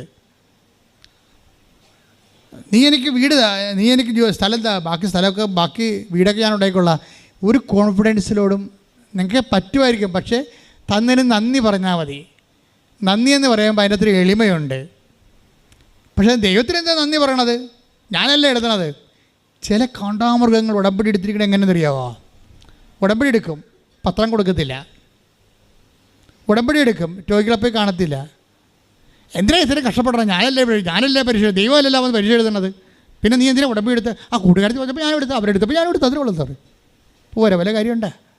ആ രണ്ടെടുത്തപ്പോഴേ ഇനി അവർക്ക് ഉടമ്പടി എടുക്കാത്തതിൻ്റെ പേരിൽ എന്നേക്കാൾ കൂടുതൽ മാർക്ക് അവർക്ക് കിട്ടാതിരിക്കാൻ വേണ്ടി ബദൽ ഉടമ്പടി എടുത്തിരിക്കുകയാണ് പണ്ടാരം. ഇങ്ങനെ കുറേ അവതാരങ്ങളുണ്ട്. ഉടമ്പടി എടുക്കാവുന്ന എല്ലാ ആൾക്കാർക്കും ഒരുപോലെ അനുഭവമില്ലാത്തതിൻ്റെ കാരണം ഇതാണ് എൻ്റെ വിഷയം. ദൈവത്തിന് കമ്മ്യൂണിക്കബിൾ അല്ല, ദൈവത്തിന് കമ്മ്യൂണിക്കബിൾ അല്ല. അപ്പം അവർ മനസ്സിലിരിക്കണത് എന്താണ്? എടാ, ഞാൻ പത്രം കൊടുത്താലും പരീക്ഷ എഴുതേണ്ടത് ഞാനല്ലേ? അതാണ് വിഷയം. ഞാനിപ്പോൾ രോഗികളെപ്പോലെ കണ്ടാലും കണ്ടില്ലേലും പരീക്ഷ എഴുതേണ്ടത് ഞാനല്ലേ പഠിക്കേണ്ടത്. അപ്പോൾ ഞാനല്ലേ ദൈവത്തിന് എന്താണ് ഇവിടെ കാര്യം എന്നാണ് വിഷയം. അവളുടെ ആ അണ്ടർമൈൻഡ് വായിക്കുമ്പോൾ മനസ്സിലാക്കുന്നത് എന്താണ്? ഞാനല്ലേ ദൈവം, വേറെ ഇവിടെ ദൈവത്തിന് എന്താണ് ഇവിടെ കാര്യം. അപ്പം സാക്ഷാ ദൈവത്തിന് വേറെ ദൈവമാക്കുകയും ഇവളെ തന്നെ സ്വന്തം ദൈവമായിട്ട് അവതരിപ്പിക്കുകയും ചെയ്യും. ലോകത്തെല്ലാവർക്കും ഉണ്ട് ഈ പ്രശ്നം. ലോകത്തെല്ലാവർക്കും ഉണ്ട്.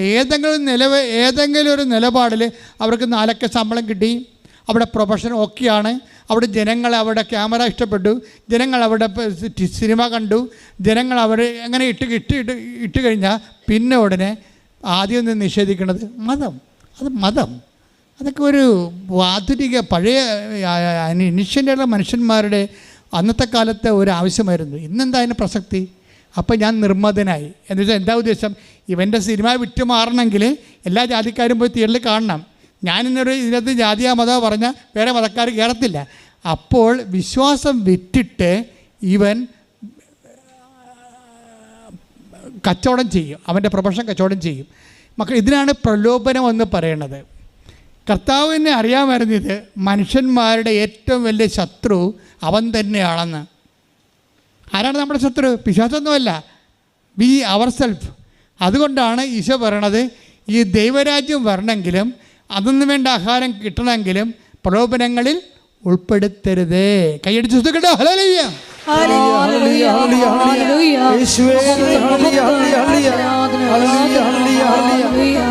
എപ്പോഴും നമ്മളിപ്പോൾ ദൈവത്തിൻ്റെ തന്നെ പ്രാർത്ഥിക്കുമ്പോൾ കർത്താവിനോട് പട്ടാങ്ങി പറയേണ്ട ഒരു സംഭവമുണ്ട്.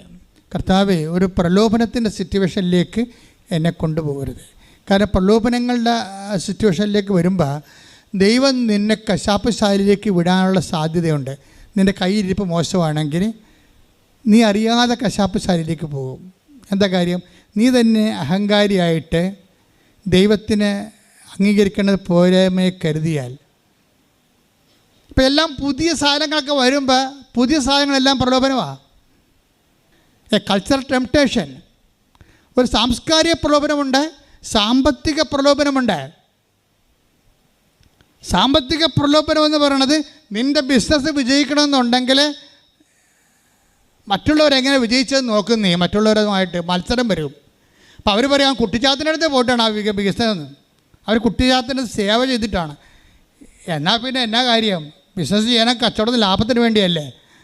അപ്പോൾ കർത്താവ് എല്ലാം ക്ഷമിച്ചോളൂ എന്ന് പറഞ്ഞിട്ട് ഇവനും കുട്ടിച്ചാത്തിൻ്റെ അടുത്ത് പോകും. കാര്യം ഒന്നുറങ്ങിയ നേരം വിളിക്കത്തില്ല. പ്രലോഭനത്തിൽ ഉൾപ്പെടുത്തരുതേ. ശ്രുതികട ഹല്ലേലൂയ. കൃപയേകണമേ, അനുതാപം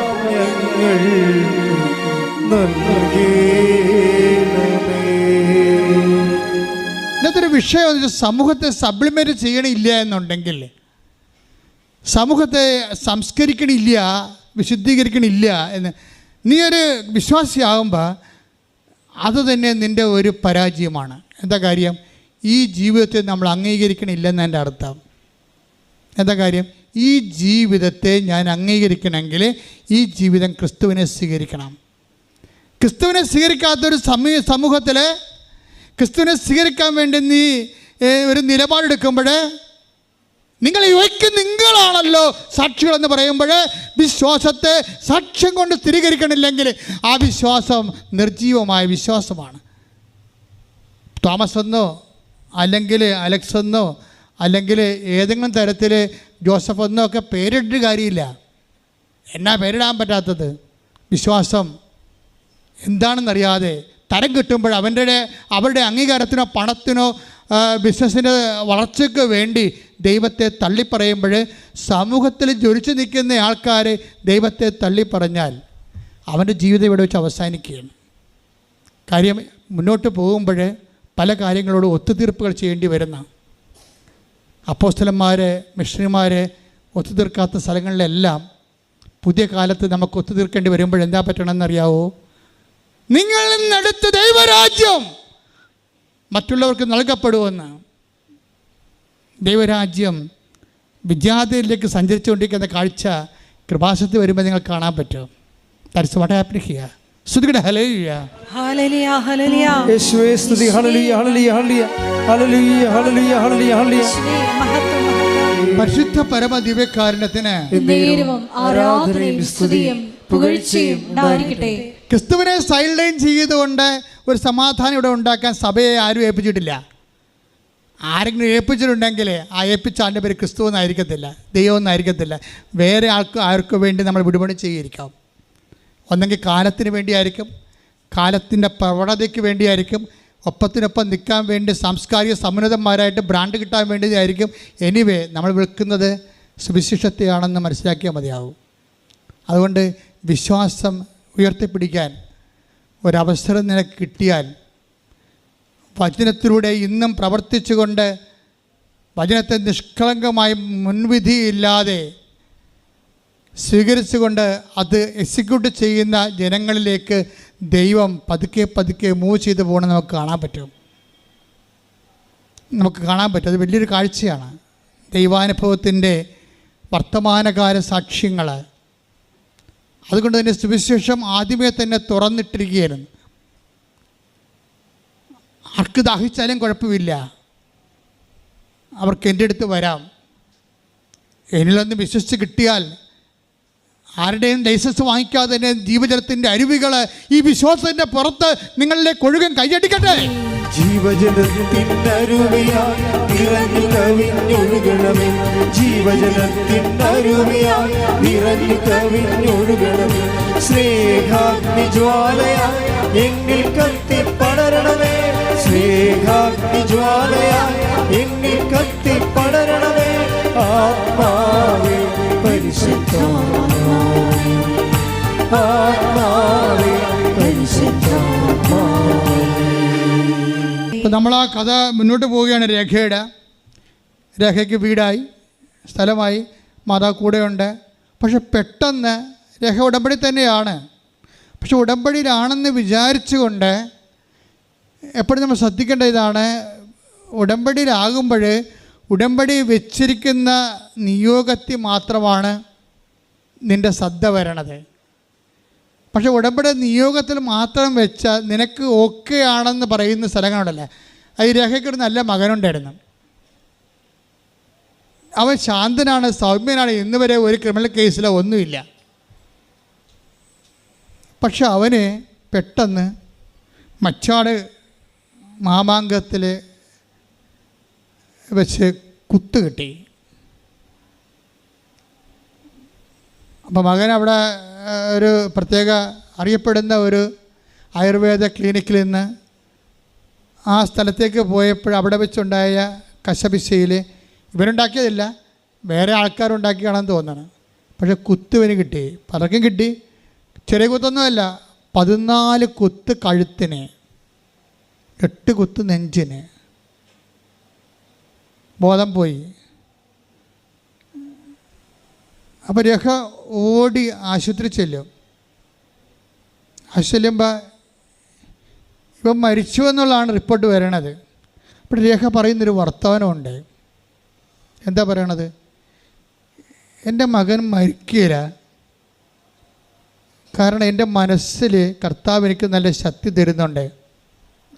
നിങ്ങളത് ചിന്തിക്കണം, ആ സിറ്റുവേഷൻസ് കണ്ട. ഇതുപോലെ ഇത്രയും വലിയ ഭയാനകമായ ഒരു സാഹചര്യം. അമ്മയാണ് ഇവർ. 4 മക്കളിൽ 3 പെൺമക്കളാണ്, ഒരു ആൺമകനേ ഉള്ളൂ. ആ മകനെയാണ് 14 കുത്ത് കഴുത്തിനും 8 കുത്ത് നെഞ്ചിനും കിട്ടിയിരിക്കണത്. അവന് ബോധമില്ല, മരിച്ചവരെ കിടക്കുകയാണ്. അപ്പോൾ രേഖ പറയണേ, എനിക്കൊന്നും ഫീൽ ചെയ്തില്ല. എന്താ കാര്യം? എൻ്റെ കർത്താവ് എൻ്റെ ഉള്ളിൽ എനിക്ക് ശക്തി നൽകിക്കൊണ്ടിരിക്കും. അപ്പം ഞാൻ മനസ്സിൽ പറഞ്ഞുകൊണ്ടിരിക്കും, അവൻ മരിക്കത്തില്ല, അവൻ മരിക്കത്തില്ല. ആൾക്കാരൊക്കെ പറയും അവൻ മരിക്കും, അവൻ മരിച്ചു പോകും കേട്ടോ, രേഖ പിടിച്ചു നിൽക്കണം കേട്ടോ, വളരെ മാരകമായ കുത്താണ് കിട്ടിയിരിക്കുന്നത്. അവൻ മരിക്കത്തില്ല. എന്താണ് മരിക്കാത്തത്? ഞാൻ ഉടമ്പടി എടുത്തിട്ടുണ്ടെന്ന്. ഈ ആഴ്ചയിൽ ഏറ്റവും വലിയ സാക്ഷ്യമാണത്. ഞാനിതും പറഞ്ഞ് ആശുപത്രി ചെല്ലുമ്പോഴേ അവൻ ബോധമില്ലാതെ മണിക്കൂറോളം കിടക്കുകയാണ്. ഞാൻ ചെല്ലുമ്പോൾ ഞാൻ ചെന്ന് അവനെ തൊട്ടതും അവൻ കണ്ണ് തുറന്ന് ഉടനെ എന്നോട് ആ മകൻ ചോദിച്ചു, അമ്മേ ഞാൻ മരിച്ചു പോകുക. ഇല്ലടാ, ഞാൻ മരിച്ച് എത്ര കാലം കഴിഞ്ഞാൽ നീ മരിക്കത്തുള്ളൂ, കാരണം നിന്നെ ഞാൻ മാതാവിനെ ഏൽപ്പിച്ചിട്ടുണ്ടെന്ന്. വിശ്വാസം വളരണം. കണ്ടില്ലേ? വിശ്വാസം വളരണത് പ്രഖ്യാപനത്തിലൂടെയാണ്. അല്ലാതെ വിശ്വാസം വളരണത് പ്രതിസന്ധികളിലെ നമ്മുടെ പ്രഖ്യാപനത്തിലൂടെയാണ് വിശ്വാസം വളരുന്നത്. ഇത്രയും പറഞ്ഞിട്ട് 2 ദിവസം കൊണ്ട് അമ്മ ഈ 14 കുത്തും കരിച്ചു കളയും. ഈ കുത്ത് കിട്ടുന്ന സമയത്ത് അവൻ്റെ ഡോക്ടർ പറയണേ, അവൻ്റെ ഹൃദയവും കുത്തും തമ്മിൽ ഒരു ചകിരിനാരിൻ്റെ കുത്തിറങ്ങിപ്പോയിരിക്കണില്ലേ, അതും അവൻ്റെ ഹൃദയവും തമ്മിൽ ഒരു ചകിരിനാരിൻ്റെ വിടവേ ഉള്ളൂ. ഒരു ചകിരിനാർ തെറ്റിയാൽ ആ സ്പോട്ടിൽ അവൻ മരിക്കും. അതാണ് സംരക്ഷണം എന്ന് പറയണത്. സംരക്ഷണം 2 ദിവസം കൊണ്ട് ആ മുറിവെല്ലാം 3-ാം ദിവസം അവൻ വീട്ടിലിരിക്കണം. അതായത് വിശ്വാസം പ്രഖ്യാപിക്കുന്നവർക്ക്, പ്രതികൂല സാഹചര്യങ്ങൾ വിശ്വാസം പ്രഖ്യാപിക്കുന്നവർക്ക് ദൈവത്തിനറിയാൻ പറ്റും ഈ വിശ്വാസം ട്രെയിൻഡാണ്, ചോദന ചെയ്ത വിശ്വാസമാണ്. നമ്മുടെ ഈ അസംസ്കൃത വിശ്വാസത്തിലൊരു കുഴപ്പമുള്ളത്, നേരത്തെ പറഞ്ഞ പോലെ ആക്റ്റീവ് വിശ്വാസമുണ്ട്, സജീവ വിശ്വാസമുണ്ട്, നിർജീവ വിശ്വാസമുണ്ട്. ഈ സജീവ വിശ്വാസം തന്നെ വേറൊരു വകുപ്പുണ്ട്. എന്താ വിശ്വാസം? അതായത് tested faith, non tested faith. നമുക്ക് സാക്ഷ്യം പറഞ്ഞ് പോകാൻ പറ്റും, പക്ഷേ അതൊന്നും ദൈവം അംഗീകരിക്കണം നിർബന്ധമില്ല. ദൈവം അംഗീകരിക്കണമെങ്കിൽ അത് ടെസ്റ്റ് ചെയ്യണം. അഗ്നിശോധനയെ അഗ്നിശോധനയെ അതിജീവിച്ച വിശ്വാസം. 1 പത്രോസ് 1:7. 1 പത്രോസ് 1:7. കാരണം അഗ്നിശോധനയെ അതിജീവിക്കുന്ന നശ്വരമായ സ്വർണ്ണത്തേക്കാൾ വിലയേറിയതായിരിക്കും പരീക്ഷകളെ അതിജീവിക്കുന്ന നിങ്ങളുടെ വിശ്വാസം. അപ്പോൾ ഇവർ പുതിയ വിശ്വാസം വന്ന് എന്താണ്? Tested and valued faith. Tested and value added faith. അപ്പോൾ ഒരു സാഹചര്യം വന്നാൽ നിൻ്റെ വിശ്വാസം ഉടനെ അത് ടെസ്റ്റാണ്. ആ ടെസ്റ്റിൻ്റെ അകത്ത് നിന്നെടുക്കുന്ന നിലപാടാണ് ഇതിനെ വാല്യൂ ആഡ് ചെയ്യണത്. അപ്പോൾ നമ്മൾ ഇവിടെ നിന്ന് എത്തിയത്, ആദ്യം വിശ്വാസം എങ്ങനെ വരുന്നത്? ധാരണ, പിന്നെ എങ്ങനെ വിചാരം, പിന്നെ എന്താ വിശ്വാസം, പിന്നെ എന്താ സജീവ വിശ്വാസം, നിർജീവ വിശ്വാസവും. സജീവ വിശ്വാസം എന്താണ്? സാക്ഷ്യം, സാക്ഷ്യമില്ലാത്ത വിശ്വാസം. സാക്ഷ്യവിശ്വാസം എന്ത് പറ്റും? Tested faith, non tested faith. സാക്ഷ്യവിശ്വാസം പോലും ടെസ്റ്റഡ് ആയിരിക്കുമ്പോൾ മാത്രമേ ദൈവം അത് അക്സെപ്റ്റ് ചെയ്യത്തുള്ളൂ. മനസ്സിലായില്ലേ? ദൈവം അക്സെപ്റ്റ് ചെയ്യുമ്പോൾ എന്ന് വെച്ചാൽ വിശ്വാസം വളർന്ന് ഈ വിശ്വാസം ഒരു പുണ്യമാണല്ലോ. ജപമാലയിൽ നമ്മൾ പറയുന്നില്ലേ, വിശ്വാസം എന്ന പുണ്യമുണ്ടായി വർദ്ധിക്കാൻ, അല്ലേ? എൻ്റെ തിരുക്കുമാരനോട് പ്രാർത്ഥിക്കണമേ. അപ്പോൾ വിശ്വാസം ഒരു പുണ്യമാണ്. അപ്പോൾ വിശ്വാസം പുണ്യമായിട്ട് നമ്മുടെ ആത്മാവിലേക്ക് ചേരണ ഒരു സമയമുണ്ട്. പുണ്യം എന്തിനാണ്? ശരീരത്തിലോട് വിശ്വാസത്തെ നിങ്ങൾ വർക്ക് ചെയ്യണത് ശരീരത്തിൻ്റെ കാര്യങ്ങൾ ഉൽപ്പാദിപ്പിക്കാൻ വേണ്ടിയാണ്. ആൾക്കാർ രോഗസൗഖ്യം, ജോലി, വീട്, വിവാഹം, വഴി എന്നൊക്കെ പറഞ്ഞുകൊണ്ട് ഭൗതിക കാര്യങ്ങൾ നേടിയെടുക്കാൻ വേണ്ടി വിശ്വാസം ഉപയോഗിക്കുന്നുണ്ട് ആൾക്കാർ. പക്ഷേ അതേസമയം തന്നെ അത് ഈ ജീവിതത്തിന് വേണ്ടി മാത്രമേ പ്രയോജനപ്പെടുന്നുള്ളൂ. പക്ഷേ നിത്യജീവിതത്തിനാണെങ്കിൽ വിശ്വാസം കൺവേർട്ട് ചെയ്ത് കൃപയായിട്ട്, അതിൻ്റെ ഒരു ഫെയ്ത്ത് മെക്കാനിസം, മെറ്റാബോളിസം അങ്ങനെയാണ്. അത് കൺവേർട്ട് ചെയ്തിട്ട് കൃപയായിട്ട് മാറും. കൃപയായിട്ട് മാറിക്കഴിഞ്ഞാൽ വിശ്വാസം ടെസ്റ്റഡ് ഫെയ്ത്താണ്. അത് വിശ്വാസ കൃപയെന്ന് പറയണത്. വിശ്വാസ കൃപയെന്നാണ് എൻ്റെ പേര്. ആ വിശ്വാസ കൃപ എവിടെയാണ്? കർത്താവിൻ്റെ കൃപ. അത് നമ്മുടേതല്ല. ഒരിക്കൽ ടെസ്റ്റ് ചെയ്താൽ പിന്നെ അത് കർത്താവിൻ്റെതായി മാറും. കർത്താവിൻ്റെ കൃപ എന്ത് ചെയ്യും? നമ്മുടെ ശരീരത്തിൻ്റെ കൂടെയല്ല. ഗലാത്യർ 6:19 take the word of God. കർത്താവിൻ്റെ കൃപ പറഞ്ഞേ, കർത്താവിന്റെ കൃപ നമ്മുടെ ആത്മാവിന്റെ കൂടെ ഉണ്ടായിരിക്കട്ടെ. വായിച്ചോളൂ, ശ്രുതികട്ടെ. ഹല്ലേലൂയ. ഗലാത്യർ 6:18. ഗലാത്യർ 6:18. നമ്മുടെ കർത്താവായ യേശുക്രിസ്തുവിന്റെ കൃപ പറഞ്ഞേ, നമ്മുടെ കർത്താവായ യേശുക്രിസ്തുവിന്റെ കൃപ നിങ്ങളുടെ ആത്മാവിനോട് കൂടെ ഉണ്ടായിരിക്കട്ടെ. ഇതാണൊരു വിഷയം. അതായത് സാധാരണ വിശ്വാസം ശരീരത്തിൻ്റെ കൂടെയാണ് ഉണ്ടാകണത്. വീട്, ജോലി, വിവാഹം, വാടകമാറ്റം, അതെല്ലാം നമുക്ക് ഈ ഭൂമിയിൽ വെച്ച് ഉണ്ടാകുന്നതാണ്. പക്ഷേ ഇതിന് വേണ്ടി മാത്രമാണ് നിങ്ങളെ ഉടമ്പടി എടുത്തിട്ടുള്ളെങ്കിൽ എന്താ സംഭവിക്കണത്? ഈ ജീവിതത്തിന് വേണ്ടി മാത്രമാണ്. 1 കൊരിന്തോസ് 15:19. ഈ ജീവിതത്തിന് വേണ്ടി മാത്രം ക്രിസ്തുവിൽ പ്രത്യാശ വച്ചിട്ടുള്ളവരാണെങ്കിൽ നമ്മൾ എല്ലാ മനുഷ്യരെയും നിർഭാഗ്യരാണ്. അപ്പൊ ഭാഗ്യപ്പെട്ട വിശ്വാസം എന്ന് പറയണത് നിത്യതയ്ക്ക് വേണ്ടി നമ്മൾ ക്രിസ്തുവിൽ പ്രത്യാശ വെക്കുമ്പോഴാണ്. അതിന് വിശ്വാസം ടെസ്റ്റഡ് ആകണം. അല്ല, നിങ്ങൾ ചോദിച്ചു ഉടമ്പടി എടുത്തിട്ട് ഞങ്ങൾക്ക് പണി കിട്ടിയല്ല എന്ന് പറയരുത്. ബുദ്ധിബോധമില്ലാത്ത മരക്കഴുതകളെ അങ്ങനെ പറയത്തുള്ളൂ. ആധ്യാത്മിക ശാസ്ത്രം അറിയണം. ഉടമ്പടി എടുത്താൽ ടെസ്റ്റ് ചെയ്യാനുള്ള അവസരം വരും ചില സമയത്ത്. എന്തിനാ കാര്യം? അത് നിത്യതയെ ഉൾച്ചേർന്നുകൊണ്ട് ഈ ജീവിതത്തിൻ്റെ അപ്പുറത്തേക്ക് നിനക്ക് ചിറക് നൽകി ദൈവം നിന്നെ ഉയർത്തുന്നതാണ്. ദൈവം നിന്നെ ഉയർത്തണം. അപ്പോൾ അത് രേഖയ്ക്ക് പക്ഷേ മനസ്സിലാക്കുക മാത്രമല്ല, അത് അഭിഷേകമായി. എന്താ കാര്യം? ആ ടെസ്റ്റിംഗ് ടൈമിൽ അതിൻ്റെ ആവിയും പുകയും, മകനാണ് കുത്തുകൊണ്ട് കിടക്കുന്നത്, അവൻ മരിക്കലെന്നുള്ള ബോധ്യം അമ്മയ്ക്ക് മാത്രമേ ഉള്ളൂ. എന്താണ് അത് അഭിഷേകമാണ്. ഈ പ്രസൻസിന് ഒരു പ്രശ്നമുള്ളത്, ഈ പ്രസൻസ് പെട്ടെന്ന് കൺവേർട്ട് ചെയ്തിട്ട് അനോയിൻറ്റിംഗ് ആയിട്ട് മാറും, അഭിഷേകമായിട്ട് മാറും. അതുകൊണ്ടാണ് ഐസയ പറയണത് 43:2 എടുത്ത്. ഐസയ 43:2 സമുദ്രത്തിലൂടെ കടന്നു പോകുമ്പോൾ ഞാൻ നിന്നോട് കൂടെ ഞാൻ നിന്റെ കൂടെ ഉണ്ടായിരിക്കും. നദികൾ കടക്കുമ്പോൾ അത് നിന്നെ മുക്കിക്കളയുകയില്ല. അഗ്നിയിലൂടെ കടന്നാലും നിനക്ക് പൊള്ളലേൽക്കുകയില്ല. ജ്വാല നിന്നെ ദഹിപ്പിക്കുകയുമില്ല. എന്താ കാര്യം? അതാണ് അമ്മ അവള് പറയണത്. അതായത് ഞാൻ അഗ്നിയിലൂടെ നടന്നു, പക്ഷേ എൻ്റെ മകൻ കുത്തേറ്റ കാര്യത്തിൻ്റെ ആവിയോ പുകയോ ഞാൻ അനുഭവിച്ചില്ല. എന്താ കാര്യം? കർത്താവ് എൻ്റെ ഹൃദയത്തെ പൊതിഞ്ഞു. അതിൻ്റെ ആവിയും പുകയും നീറ്റലും നിരാശയും അതിൻ്റെ ഭയവും സങ്കടവും ഒന്നും ഏൽപ്പിക്കാത്ത രീതിയിൽ ഇതിന് അനോയിൻറ്റിങ് എന്ന് പറയും. ക്രിസ്ത്യാനിറ്റി മാത്രമുള്ള ഒരു ആധ്യാത്മിക അനുഭവമാണ്. അതാണ് അനോയിൻറ്റിങ്. അതായത് എല്ലാ ഡേഞ്ചറസ് സിറ്റുവേഷനിലും പെട്ടെന്ന് അനോയിൻറ്റിങ് വരും. എന്ന് വെച്ച് കഴിഞ്ഞാൽ ഇപ്പോൾ നമുക്കറിയാമല്ലോ, ഇപ്പോൾ ഒരു പുതിയ വിമാനം കണ്ടുപിടിച്ചിട്ടില്ലേ? എന്താ കാര്യം? വിമാനം ഇങ്ങനെ പോണ സമയത്ത് കത്ത് പിടിച്ചെന്ന് വിചാരിച്ചോ? അപ്പോൾ ഹെഡിനോ ടെയിലിനോ ബോഡിക്കോ കത്ത് പിടിക്കാം. അപ്പോൾ പൈലറ്റിൻ്റെ കയ്യിൽ 3 ബട്ടണുണ്ട്. എന്താ കാര്യം? ഇത് 3 ബട്ടണിൽ ബോഡി ഇപ്പോൾ 244 യാത്രക്കാരുമായിട്ട് പോകുന്നൊരു വിമാനമാണ്. അപ്പോഴതിൻ്റെ ഹെഡിനാണ് തീ പിടിച്ചിരിക്കുന്നത്, അല്ലെങ്കിൽ ടെയിലിനാണ് തീ പിടിച്ചിരിക്കണമെങ്കിൽ അത് പൊട്ടിത്തെറിക്കും ആ സെക്കൻഡിനുള്ളിൽ. അതിനുള്ളിൽ ഡ്രൈവർ പൈലറ്റ് ഒരു ബട്ടനെ അമർത്തി കഴിഞ്ഞാൽ ഉടനെ ഒരു 10-20 പാരച്യൂട്ട് ഈ ബോഡി സെക്ഷനിൽ നിന്ന് മേലോട്ട് പോകും.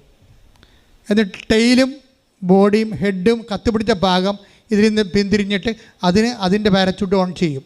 എന്നിട്ട് ഈ 20 പാരച്യൂട്ടും ഈ ജനങ്ങളുമായിട്ട് ബോഡി പാർട്ടുമായിട്ട് വിമാനം വന്ന് കരയിൽ ലാൻഡ് ചെയ്യും, അല്ലെങ്കിൽ വെള്ളത്തിൽ ലാൻഡ് ചെയ്യും.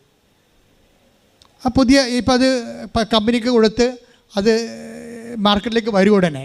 അപ്പോൾ എന്താ ഇതുപോലെ തന്നെയാണ് നമ്മൾക്ക് ഉടമ്പടിയിൽ ഇരിക്കുന്ന വ്യക്തിയെ സംബന്ധിച്ചിടത്തോളം നിന്നെ ഡാമേജ് ആക്കാതെയാണ് ഉടമ്പടി ചെയ്യത്തുള്ളൂ. ഉടമ്പടി നിനക്ക് പ്രത്യേക പ്രൊട്ടക്ഷൻ തന്നിട്ട് അതിൻ്റെ ആവിയും പുകയും നിന്നെ ഡിപ്രഷൻ ഉണ്ടാക്കാതിരിക്കാൻ വേണ്ടി അതിൻ്റെ ആവിയും പുകയും നിന്നെ അടുപ്പിക്കാതിരിക്കാൻ വേണ്ടി നിന്നെ സംരക്ഷിക്കാം. അതിനാണ് ഈ ഭയം എന്ന് പറയുന്ന വിഷയത്തെ ഉടമ്പടി ശരിക്കും കൈകാര്യം ചെയ്യുന്നുണ്ട്. പക്ഷെ നമുക്കത് അറിയണം. ഭയത്തിന് കൂടി പാക്കേജ് ഉടമ്പടിയിലുണ്ടെന്ന് നമുക്ക് മനസ്സിലാക്കണം. ശരിക്കും പറഞ്ഞാൽ ഈ രേഖയുടെ ദൈവാനുഭവങ്ങളെല്ലാം സമ്മറൈസ് ചെയ്തുകൊണ്ട് രേഖ അവസാനം പറയുന്നൊരു വചനമുണ്ട്. അത് ഐസയ 45:2 എല്ലാവരും പറയുന്ന വചനങ്ങളാകാം, കുറേ പേര് അത് പറയാറുണ്ട്. അത് ഒരു ഉടമ്പടി വചനമാണത്. എന്താണ്? ഞാൻ നിനക്ക് മുമ്പേ പോയി. യേശയ്യാ 45:2 ഞാൻ നിനക്ക് മുൻപേ പോയി മലകൾ നിരപ്പാക്കുകയും പിച്ചളവാതിലുകൾ തകർക്കുകയും ഇരുമ്പോടാമ്പലുകൾ ഒടിക്കുകയും ചെയ്യും. ഇത് രേഖ പറഞ്ഞിട്ട് അവൾക്ക് വ്യാഖ്യാനം വരെ അവൾ തന്നെ പറയുന്നുണ്ട്. ഭയങ്കര രസമാണ്. ഈ ജ്ഞാനസ്ഥാനപ്പെടാത്ത ആൾക്കാരൊക്കെ ജീവിതാനുഭവങ്ങൾ കൊണ്ട് കർത്താവിനെ അറിഞ്ഞിട്ട് അവസാനം വചനം ജീവിതം കൊണ്ട് വ്യാഖ്യാനിക്കണൊക്കെ കഴിഞ്ഞാൽ വലിയ വിസ്മയമാണ് ശരിക്കും. ഇത്രയും പറഞ്ഞതിന് ശേഷം ഇതെല്ലാം എൻ്റെ അനുഭവത്തിൽ ഞാൻ പറയുകയാണ്. ഈ അനുഭവത്തിൽ എനിക്ക് മനസ്സിലായത് കർത്താവിൻ്റെ വചനത്തിൽ പറഞ്ഞിട്ടുണ്ട്. എന്താണ്? ഞാൻ നിനക്ക് മുമ്പേ പോകുമെന്ന്. ഈ 9 കൊല്ലം ഞാൻ അപേക്ഷ വെച്ചിട്ട് എന്നെ അവിടെ അടുപ്പിക്കാതിരുന്ന ഒരു പഞ്ചായത്ത് ഓഫീസർ ഉണ്ടായിരുന്നു, സെക്രട്ടറി. ഞാൻ അമ്മയോട് പറഞ്ഞു, അമ്മേ ഇനി ഞാൻ ഈ വാടകയ്ക്ക് ഇനി എൻ്റെ മക്കളാരെങ്കിലും മരിക്കണമെങ്കിൽ അല്ലെങ്കിൽ ഞാൻ തന്നെ മരിച്ച ഈ ഡെഡ് ബോഡി എവിടെ കിടത്തും? അമ്മയ്ക്ക് ഈ വിഷയത്തിലൊരു തീരുമാനം എടുക്കാൻ പറ്റത്തില്ലേ, എന്നെ സഹായിക്കണേ എന്ന് പറഞ്ഞ് നേരെ കമ്മ്യൂണിക്കേറ്റ് ചെയ്തപ്പോഴേ അമ്മ ചെയ്ത പരിപാടി എന്താണെന്നറിയാവോ? അന്ന് വരെ അവിടെ ഉണ്ടായിരുന്ന ഇവൾക്ക് സ്ഥലം കൊടുക്കാതിരുന്ന പഞ്ചായത്ത് സെക്രട്ടറിയെ ആ സെക്കൻഡിൽ സ്ഥലം മാറ്റിക്കളഞ്ഞ് ഇതിൽ പുതിയ ആളെ വെച്ചിട്ടാണ് അപ്പുറത്തെ പുതിയ ആളെ വെക്കുന്നതല്ല, പുതിയ ആൾക്കാർ അങ്ങനെ വരാൻ പോവുകയും ചെയ്യും. ഇവരെ വിളിച്ച് പിറ്റേ ദിവസം എന്നിട്ട് വിയോടുത്ത് ചെന്ന് കണ്ടിട്ട് നിങ്ങൾ സ്ഥലം വാങ്ങിക്കാൻ പറഞ്ഞു. എന്നിട്ട് രേഖ പറഞ്ഞത് എന്താണെന്നറിയാമോ? ഇതാണ് മല, കർത്താവ് എടുത്ത് മാറ്റിയെന്ന്, ഞാൻ നിനക്ക് മുമ്പേ പോകുമെന്ന്. അത് ജനത്തിൻ്റെ അനുഭവങ്ങൾ കൊണ്ട് ദൈവവചനത്തെ സ്വന്തമായിട്ട് വ്യാഖ്യാനിക്കണില്ലേ? വ്യാഖ്യാനിക്കണ എന്താ അനുഭവങ്ങൾ? അത് എന്താ കാര്യം? ഇത് പാക്കേജിലുള്ളതാണ്. അതാണ് ഞാൻ നേരത്തെ നോക്കിയത്. ഞാൻ നിനക്ക് മുമ്പേ പോകും, പിച്ചളവാതിൽ ഒടിക്കും, ഇരുമ്പോഴമ്പലേക്ക് തകർക്കും. നിനക്കെതിരെ നിൽക്കുന്ന ശക്തികൾ എന്തായാലും അത് നിനക്ക് തകർക്കാൻ പറ്റുന്നില്ലെങ്കിൽ നീ യാത്ര തുടങ്ങുമ്പോഴത്തേന് ഞാൻ നിനക്ക് മുമ്പേ പോകും. വാഗ്ദാന പേടകത്തിലുള്ള ഏറ്റവും വലിയൊരു വാഗ്ദാനമാണ് ഉടമ്പടിയിലുള്ള. സംഖ്യ 10:33. അവർ കർത്താവിന്റെ പർവ്വതത്തിൽ നിന്ന് പുറപ്പെട്ട് 3 ദിവസം യാത്ര ചെയ്തു. വാഗ്ദാന പേടകം കാവിക്കൊണ്ട് ഇവർ യാത്ര ചെയ്യുകയും അവർക്ക് ഒരു വിശ്രമസ്ഥലം ആരാഞ്ഞുകൊണ്ട് ഒന്ന് പറഞ്ഞ് ഏറ്റു പറഞ്ഞ് അവർക്ക് ഒരു വിശ്രമ സ്ഥലം ആരാഞ്ഞുകൊണ്ട് കർത്താവിന്റെ വാഗ്ദാന പേടകം അവരുടെ മുമ്പിൽ പോയി കൈയടിക്കട്ടെ. ആരാധന. ഹല്ലേലൂയ.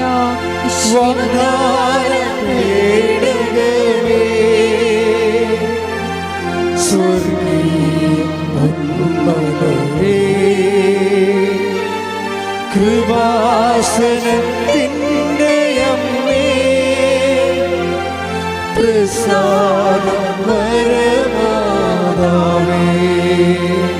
അപ്പം നിന്റെ വീട്, ജോലി, വിവാഹം, PSC പരീക്ഷ, PR എല്ലാ സാധനവും നിന്നെ മലകളായി നിൽക്കുമ്പോഴും ഇരുമ്പ് ഓടാമ്പളയായി നിൽക്കുമ്പോഴും പിച്ചള വാതിലായി നിൽക്കുമ്പോഴും ഇത് തകർക്കാൻ വേണ്ടി നിനക്ക് മുമ്പേ പോകുന്ന ശക്തിയാണ് വാഗ്ദാന പേടകം.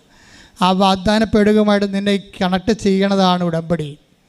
ആ ഉടമ്പടി നീ ദൈവത്തോട് ചെയ്യുന്നതിലൂടെയാണ് വാഗ്ദാന പേടകം നീയുമായിട്ട് കണക്ഷനിൽ വരണത്. പിന്നെ ദൈവം വാഗ്ദാന പേടകമായി ദൈവം വർക്ക് ചെയ്യണതെല്ലാം വാഗ്ദാന പേടകത്തിൻ്റെ ഒരു സിഗ്നിഫിക്കൻസിലാണ് വർക്ക് ചെയ്യണത്. അതുകൊണ്ട് കർത്താവ് വന്നപ്പോഴും കർത്താവ് വാഗ്ദാന പേടകമാണല്ലോ. കർത്താവ് എന്താ പറയണത്? ഞാൻ നല്ല ഇടയനാകുന്നു, വാഗ്ദാന പേടകത്തെ പോലെ ഞാൻ എൻ്റെ ആടുകൾക്ക് യോഹന്നാൻ 10:4 തനിക്കുള്ളതിനെയെല്ലാം പുറത്തിറക്കിയിട്ട് അവൻ അവയ്ക്ക് മുമ്പേ നടക്കും. ദൈവം നമുക്ക് ദൈവവുമായിട്ടുള്ള ബന്ധത്തിൻ്റെ ഏറ്റവും വലിയ ബെനഫിഷ്യറി എന്താ? അതിൻ്റെ കാരണം എന്താണ്? നമുക്ക് ഏറ്റവും വലിയ ഗുണം എന്താണ്? നമുക്ക് മുമ്പേ പോകും. ഭാര്യയായാലും ഭർത്താവായാലും മക്കളായാലും കൂടെയല്ലേ വരത്തുള്ളൂ. പല സംഭവത്തിനും നമ്മുടെ കൂടെ വന്നിട്ട് വലിയ കഥയൊന്നുമില്ല. പല ചോര കാണുമ്പോൾ തലചുറ്റി വീഴാൻ കൊള്ളാം. അതാ പ്രശ്നം. അതായത് നമുക്ക് മുമ്പേ ഒരാളുണ്ടാകണം. ഉടമ്പടി നിനക്ക് മുമ്പേ ഒരാളുണ്ടാകും. അതാണ് ഞാൻ എൻ്റെ ഈ ആടുകൾക്ക് മുമ്പേ നടക്കണം. എന്തിനു വേണ്ടിയാണ്? എന്തിനു വേണ്ടി മുമ്പേ നടക്കണത്? അതായത് നമ്മളെ സംഖ്യയിൽ വാഗ്ദാനപടത്തെക്കുറിച്ച് പറയുന്ന സംഖ്യയിൽ 10:30 എന്താ പറയണത്? തൻ്റെ ജനത്തിന് വേണ്ടി ഒരു വിശ്രമസ്ഥലം തേടിക്കൊണ്ട് വാഗ്ദാന പേടകം ജനത്തിന് മുമ്പേ പോയി. ഈ ആടുകൾക്ക് വേണ്ടി ഈ ഇടയൻ എന്താ ചെയ്യണത്? മുമ്പേ പോവുകയാണ്. എന്തിനാണ് പോണത്? ഒരു വിശ്രമസ്ഥലം തിരക്കിയാണ്. അത് നിങ്ങളുടെ നിയോഗങ്ങൾ നിറവേറ്റാൻ തന്നെയാണ്. നിങ്ങളുടെ ഭൗതിക നിയോഗങ്ങളും ഭൗതിക ആവശ്യങ്ങളും നിറവേറ്റാൻ വേണ്ടി ദൈവത്തിൻ്റെ സംവിധാനമാണ്. അത് നിത്യത വരെ ഇതിന് മുമ്പിലുണ്ടാവും. ഇത് കൈയടിക്കട്ടെ, ശ്രുതിക്കട്ടെ.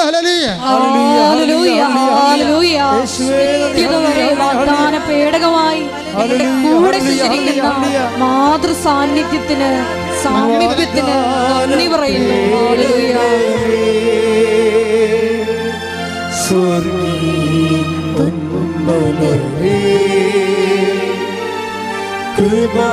കൃപാസനത്തിൻ്റെ അമ്മേ,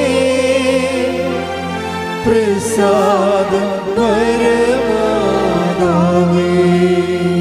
നിനക്കൊരു വിശ്രമ സ്ഥലം.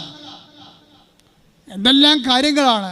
വീട് കഴിയുമ്പോൾ, വീട് വെച്ച് കഴിഞ്ഞ് അച്ഛൻ പിഞ്ചിരിച്ച് പോകുമ്പോൾ ഒരാശ്വാസമായി. മഴ കൊള്ളാതെ കിടക്കാം, അല്ലേ? വിശ്രമ സ്ഥലം അല്ലേ? ഒരു ജോലി കിട്ടിക്കഴിയുമ്പോൾ ഒരു വിശ്രമമായി മനസ്സിന്. ഇത്രയും നാൾ ജോലിക്ക് വേണ്ടി അരകിയിരുന്നു. അതല്ലേ ആ ദീപട്ടിത്തെ പറയണത്. അവരുടെ എന്നാ ടീച്ചറ്? പ്രിയ ടീച്ചർ ഡോക്ടറാണ്. അപ്പോൾ അവർക്ക് ഡോക്ടർ ആണെങ്കിൽ കോളേജിൽ പഠിപ്പിക്കാൻ അവർക്ക് ചാൻസ് ഇല്ല. 15 കൊല്ലം അലയുകയാണ്.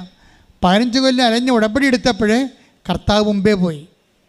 കർത്താവ് മുമ്പേ പോയിട്ട് എന്ത് ചെയ്ത്, ഈ കേരളത്തിൽ അവളുടെ സബ്ജക്റ്റ് പഠിപ്പിക്കാൻ അവർക്ക് ജോലിക്ക് ആവശ്യമുള്ളൊരു കോളേജിനെ കർത്താവ് റെഡാറിലേക്ക് കൊണ്ടൊന്ന് കാണിച്ചു കൊടുത്തു. മകളെ ഇവിടെ അപേക്ഷിക്കുക, നിൻ്റെ രൂപതയൊന്നും അല്ല, വേറെ രൂപതയാണ്. രൂപത ഏതാണ് തീരുമാനിക്കേണ്ടത്, ജോലി തരേണ്ടത് ഞാനാണെന്ന് പറയും. ദൈവം ആ വിഷയം ടേക്കപ്പ് ചെയ്ത് ദൈവം തീരുമാനിച്ചു കഴിഞ്ഞാൽ മാനുഷിക നിയമങ്ങൾക്കൊന്നും അതിൻ്റെ അപ്പുറത്തേക്ക് വർക്കൗട്ട് ചെയ്യണത്. ഇവളുടെ സബ്ജക്റ്റ് പഠിപ്പിക്കുന്ന വേറെ രൂപത്തിലുള്ള ഒരു സ്കൂൾ കാണിച്ചു കൊടുക്കും. ഉടനെ ഇവർക്ക് ഡൗട്ട് തോന്നും, ദൈവമേ അത് നമുക്ക് കിട്ടത്തില്ലല്ല, നമുക്ക് ക്ലെയിം ഇല്ലാത്ത സ്ഥലമാണല്ലോ. അപ്പോൾ നിനക്ക് ക്ലെയിം ഇല്ലാത്ത സ്ഥലത്ത് ആർക്ക് ക്ലെയിമുണ്ട്? നിൻ്റെ ദൈവത്തിന് ക്ലെയിം ഉണ്ടാവും. ഇവർ ആപ്ലിക്കേഷൻ കൊടുത്തപ്പോൾ എന്നാ പറ്റിയിരിക്കണത്, ഉടമ്പടി തീരാൻ 17 ദിവസമേ ഉള്ളൂ. 90-ാം പക്കത്തിൽ 17 ദിവസം കൊണ്ട് ഉടമ്പടി തീരും. 21 ദിവസം കൊണ്ട് ഇവളുടെ ഏജ് ഓവറാകും. 17 ദിവസം കൊണ്ട് ഉടമ്പടി തീരും, 21 ദിവസം കൊണ്ട് ഏജ് ഓവറാകും. കർത്താവ് എന്ത് ചെയ്ത്, ഏജ് ഓവറാകുന്നതിന് മുമ്പ്, ഉടമ്പടി തീരുന്ന മുമ്പ് ഇവൾക്ക് ആ സ്കൂളിൽ പെർമനന്റ് അപ്പോയിന്റ് കൊടുക്കും. ഇതാണ് നിനക്ക് മുമ്പേ സഞ്ചരിക്കുന്ന വാഗ്ദാന പേടകത്തിന് നിന്റെ ദൈവം കൈയടിക്കട്ടെ.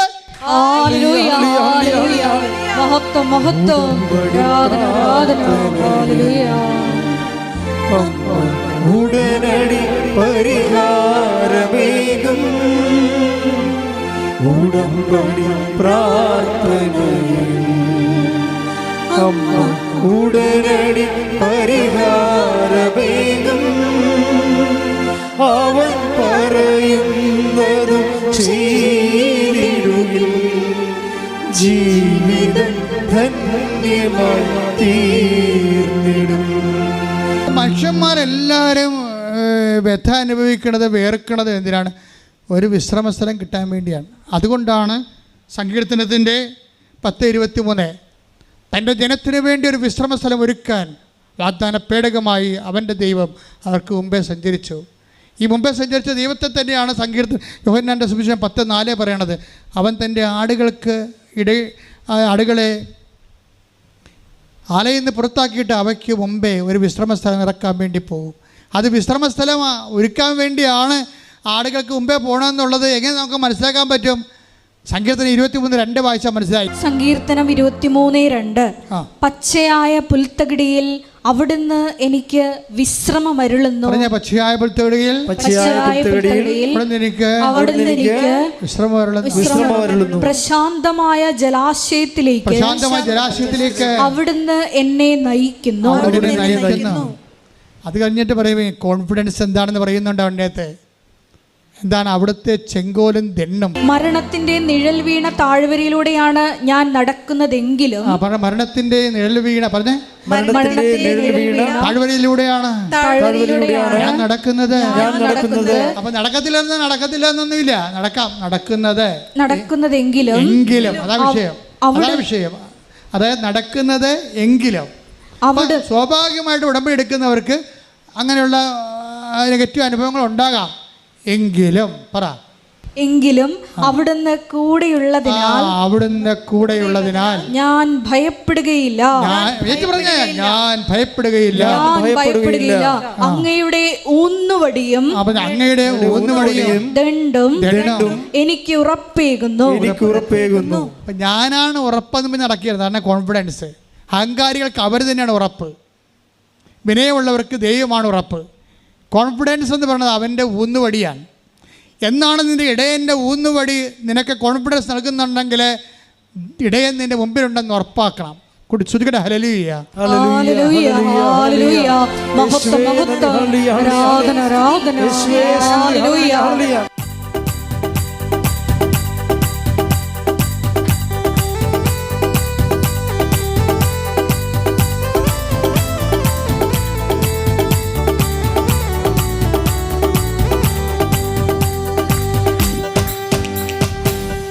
പ്രാണപ്രിയ പ്രാണപ്രിയ ചങ്കിലെ ചോര തന്നെങ്കിൽ വീണ്ടെടുത്തവനെ വീണ്ടെടുക്കൂ പാടാം. പ്രാണപ്രിയ പ്രാണപ്രിയ ചങ്കിലെ ചോര തന്നെങ്കിൽ വീണ്ടെടുത്തവനെ വീണ്ടെടുക്കൂ പ്രാണപ്രിയൻ തന്റെ ചങ്കിലെ ചോരയ എന്നെയും വീണ്ടെടുത്തു പ്രാണപ്രിയൻ തന്റെ ചങ്കിലെ ചോരയ എന്നെയും വീണ്ടെടുത്തു. ഞങ്ങൾ ഉയർത്തി നന്ദി യേശുവേ നന്ദി യേശുവേ നീ ചെയ്ത നന്മകൾ ഒരായിരം നന്ദി. നന്ദി യേശുവേ നിനക്ക് നന്ദി യേശുവേ നീ ചെയ്ത നന്മകൾ ഒരായിരം നന്ദി. ശക്തിയാലല്ല കൈയുടെ ബലത്താലല്ല നിന്ദയല്ലയോ എന്നെ നടത്തിയത്. ശക്തിയാലല്ല കൈയുടെ ബലത്താലല്ല നിന്ദയല്ലയോ എന്നെ നടത്തിയത്. നിന്നത് കൃപയാ കൃപയാ ദൈവകൃപയാ നിർത്തിടും ദയയാ ദയയാ നിത്യദയയാ. നിന്നത് കൃപയാ കൃപയാ ദൈവകൃപയാ നിത്യടും ദയയാ ദയയാ നിത്യദയയാ. സ്തുതിച്ചു പ്രാർത്ഥിക്കാം. ഹല്ലേലൂയ ഹല്ലേലൂയ മഹത്വം മഹത്വം ആരാധന ആരാധന ഹല്ലേലൂയ. പ്രാണപ്രിയ പ്രാണപ്രിയ ചങ്കിലെ ചോര തന്നെങ്കിൽ വീണ്ടെടുത്തവനെ വീണ്ടെടുക്കൂ പ്രാണപ്രിയൻ തന്റെ ചങ്കിലെ ചോരയ എന്നെയും വീണ്ടെടുത്തു പ്രാണപ്രിയൻ തന്റെ ചങ്കിലെ ചോരയ എന്നെയും വീണ്ടെടുത്തു. നന്ദി യേശുവേ നന്ദി യേശുവേ നീ ചെയ്ത നന്മകൾ ഒരായിരം നന്ദി. ശക്തിയാലല്ല കൈയുടെ ബലത്താലല്ല നിന്ദയല്ലയോ എന്നെ നടത്തിയത്. നന്ദി യേശുവേ നിനക്ക് നന്ദി യേശുവേ നീ ചെയ്ത നന്മകൾ ഒരായിരം നന്ദി.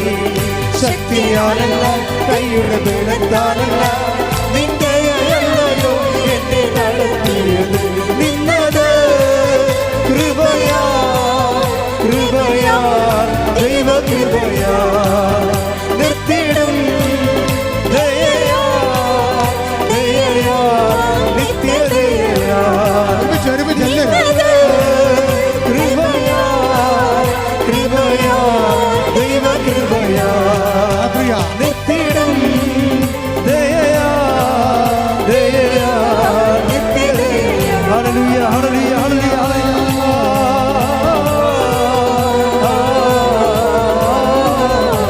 എല്ലാവരും ഭാഷാവരത്തോടെ പ്രാണപ്രിയ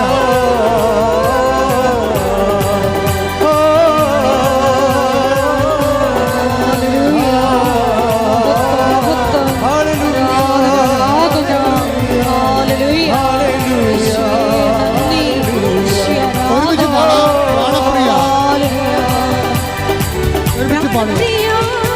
പ്രാണപ്രിയ ചങ്കിലെ ചോര തന്നെങ്കിൽ വീണ്ടെടുത്തവനെ വീണ്ടെടുത്തു പ്രാണപ്രിയ പ്രാണപ്രിയ ചങ്കിലെ ചോര തന്നെങ്കിൽ വീണ്ടെടുത്തവനെ വീണ്ടെടുത്തു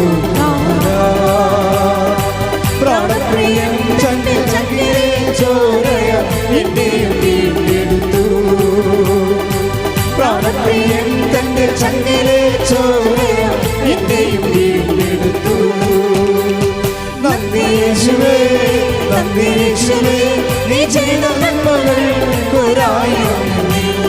നന്ദി യേശുവേ നിനക്ക് നന്ദി യേശുവേ നീ ചെയ്ത നന്മകൾ ഒരായിരം നന്ദി. ശക്തിയാലല്ല കൈയുടെ ബലത്താലല്ല നിന്ദയല്ലയോ എന്നെ നടത്തിയത്. ശക്തിയാലല്ല, കൈയുടെ ബലത്താലല്ല, നിന്നയല്ലയോ എന്നെ നടത്തിയത്. നിന്നത് കൃപയാ, കൃപയാ, ദൈവകൃപയാ. നിർത്തിയിടും ദയയാ, ദയയാ, നിത്യദയയാ. നിന്നത് കൃപയാ, കൃപയാ, ദൈവകൃപയാ. നിർത്തിയിടും ദയയാ, ദയയാ, നിത്യദയ. യേശുവേ നന്ദി. ഹല്ലേലൂയ,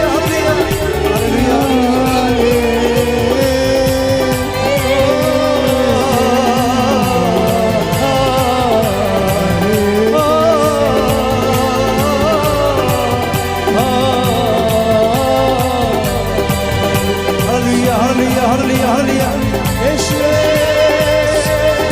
കർത്താവേ, നിന്റെ ഉന്നതമായ നാമത്തിൽ സ്വതന്ത്രത്തിന്റെ കർത്താവേ, കർത്താവേ, നിന്റെ വിശുദ്ധ പൗരോഹിത്യത്തെ മഹത്വപ്പെടുത്തണമേ കർത്താവേ.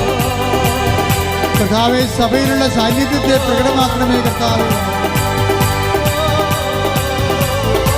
വിവരമാർന്ന വലതുകരം, ആണിപ്പെടുത്താറുന്ന അത്ഭുതകരം അങ്ങനെ മക്കളുടെ മേൽ വെക്കണമെന്ന് പ്രാർത്ഥിക്കുന്ന കർത്താവേ.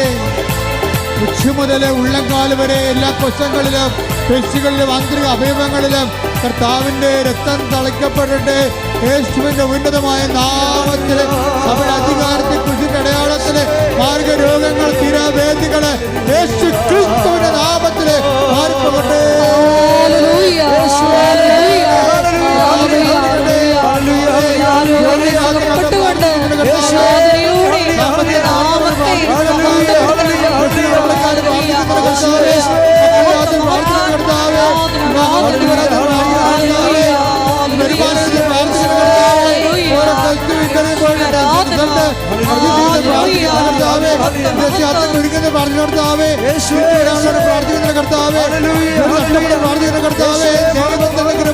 ജയിലകപ്പെട്ട മക്കള്, ജയിലിലേക്ക് പോകുന്ന മക്കള്, കോടതി കേസിരിക്കുന്ന മക്കളെ എല്ലാം കർത്താവിന്റെ വിശുദ്ധ രക്തത്താൽ, കർത്താവിന്റെ ഉന്നതമായ നാമത്തില് മാർഗദോഷങ്ങള്, തിരവേദികള്, ദുരിതങ്ങള്, തടസ്സങ്ങള് മാറിപ്പോകട്ടെ. ശുദ്ധിക്കട്ടെ, ശുദ്ധിക്കട്ടെ.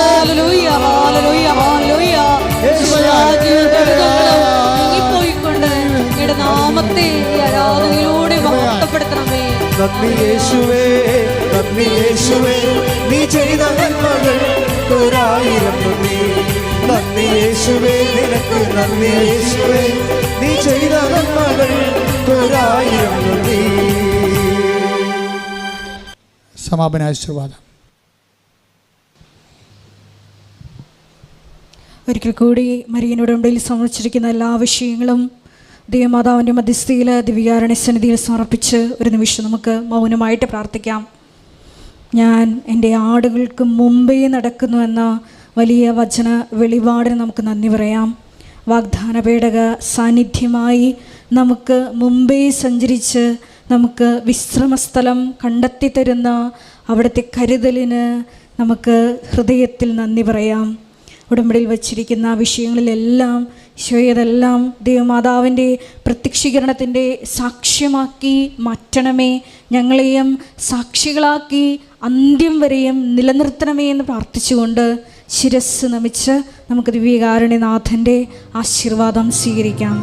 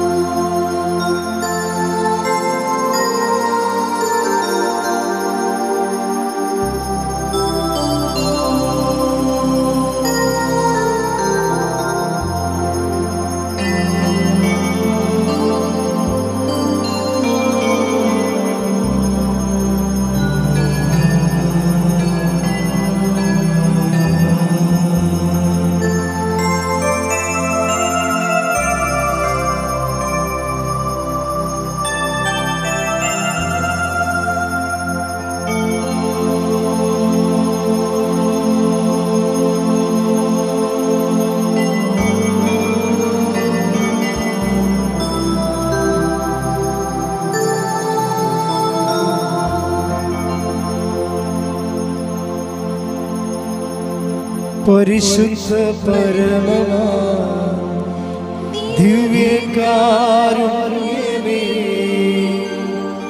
ഇന്നുമെന്നും അങ്ങേയ്ക്കാരാധന. പരിശുദ്ധ പരമമാ ദിവ്യകാരുണ്യമേ, ഇന്നുമെന്നും അങ്ങേയ്ക്കാരാധന. പരിശുദ്ധ പരമമാ ദിവ്യകാരുണ്യമേ, എന്നുമെന്നും അങ്ങേയ്ക്കാരാധന.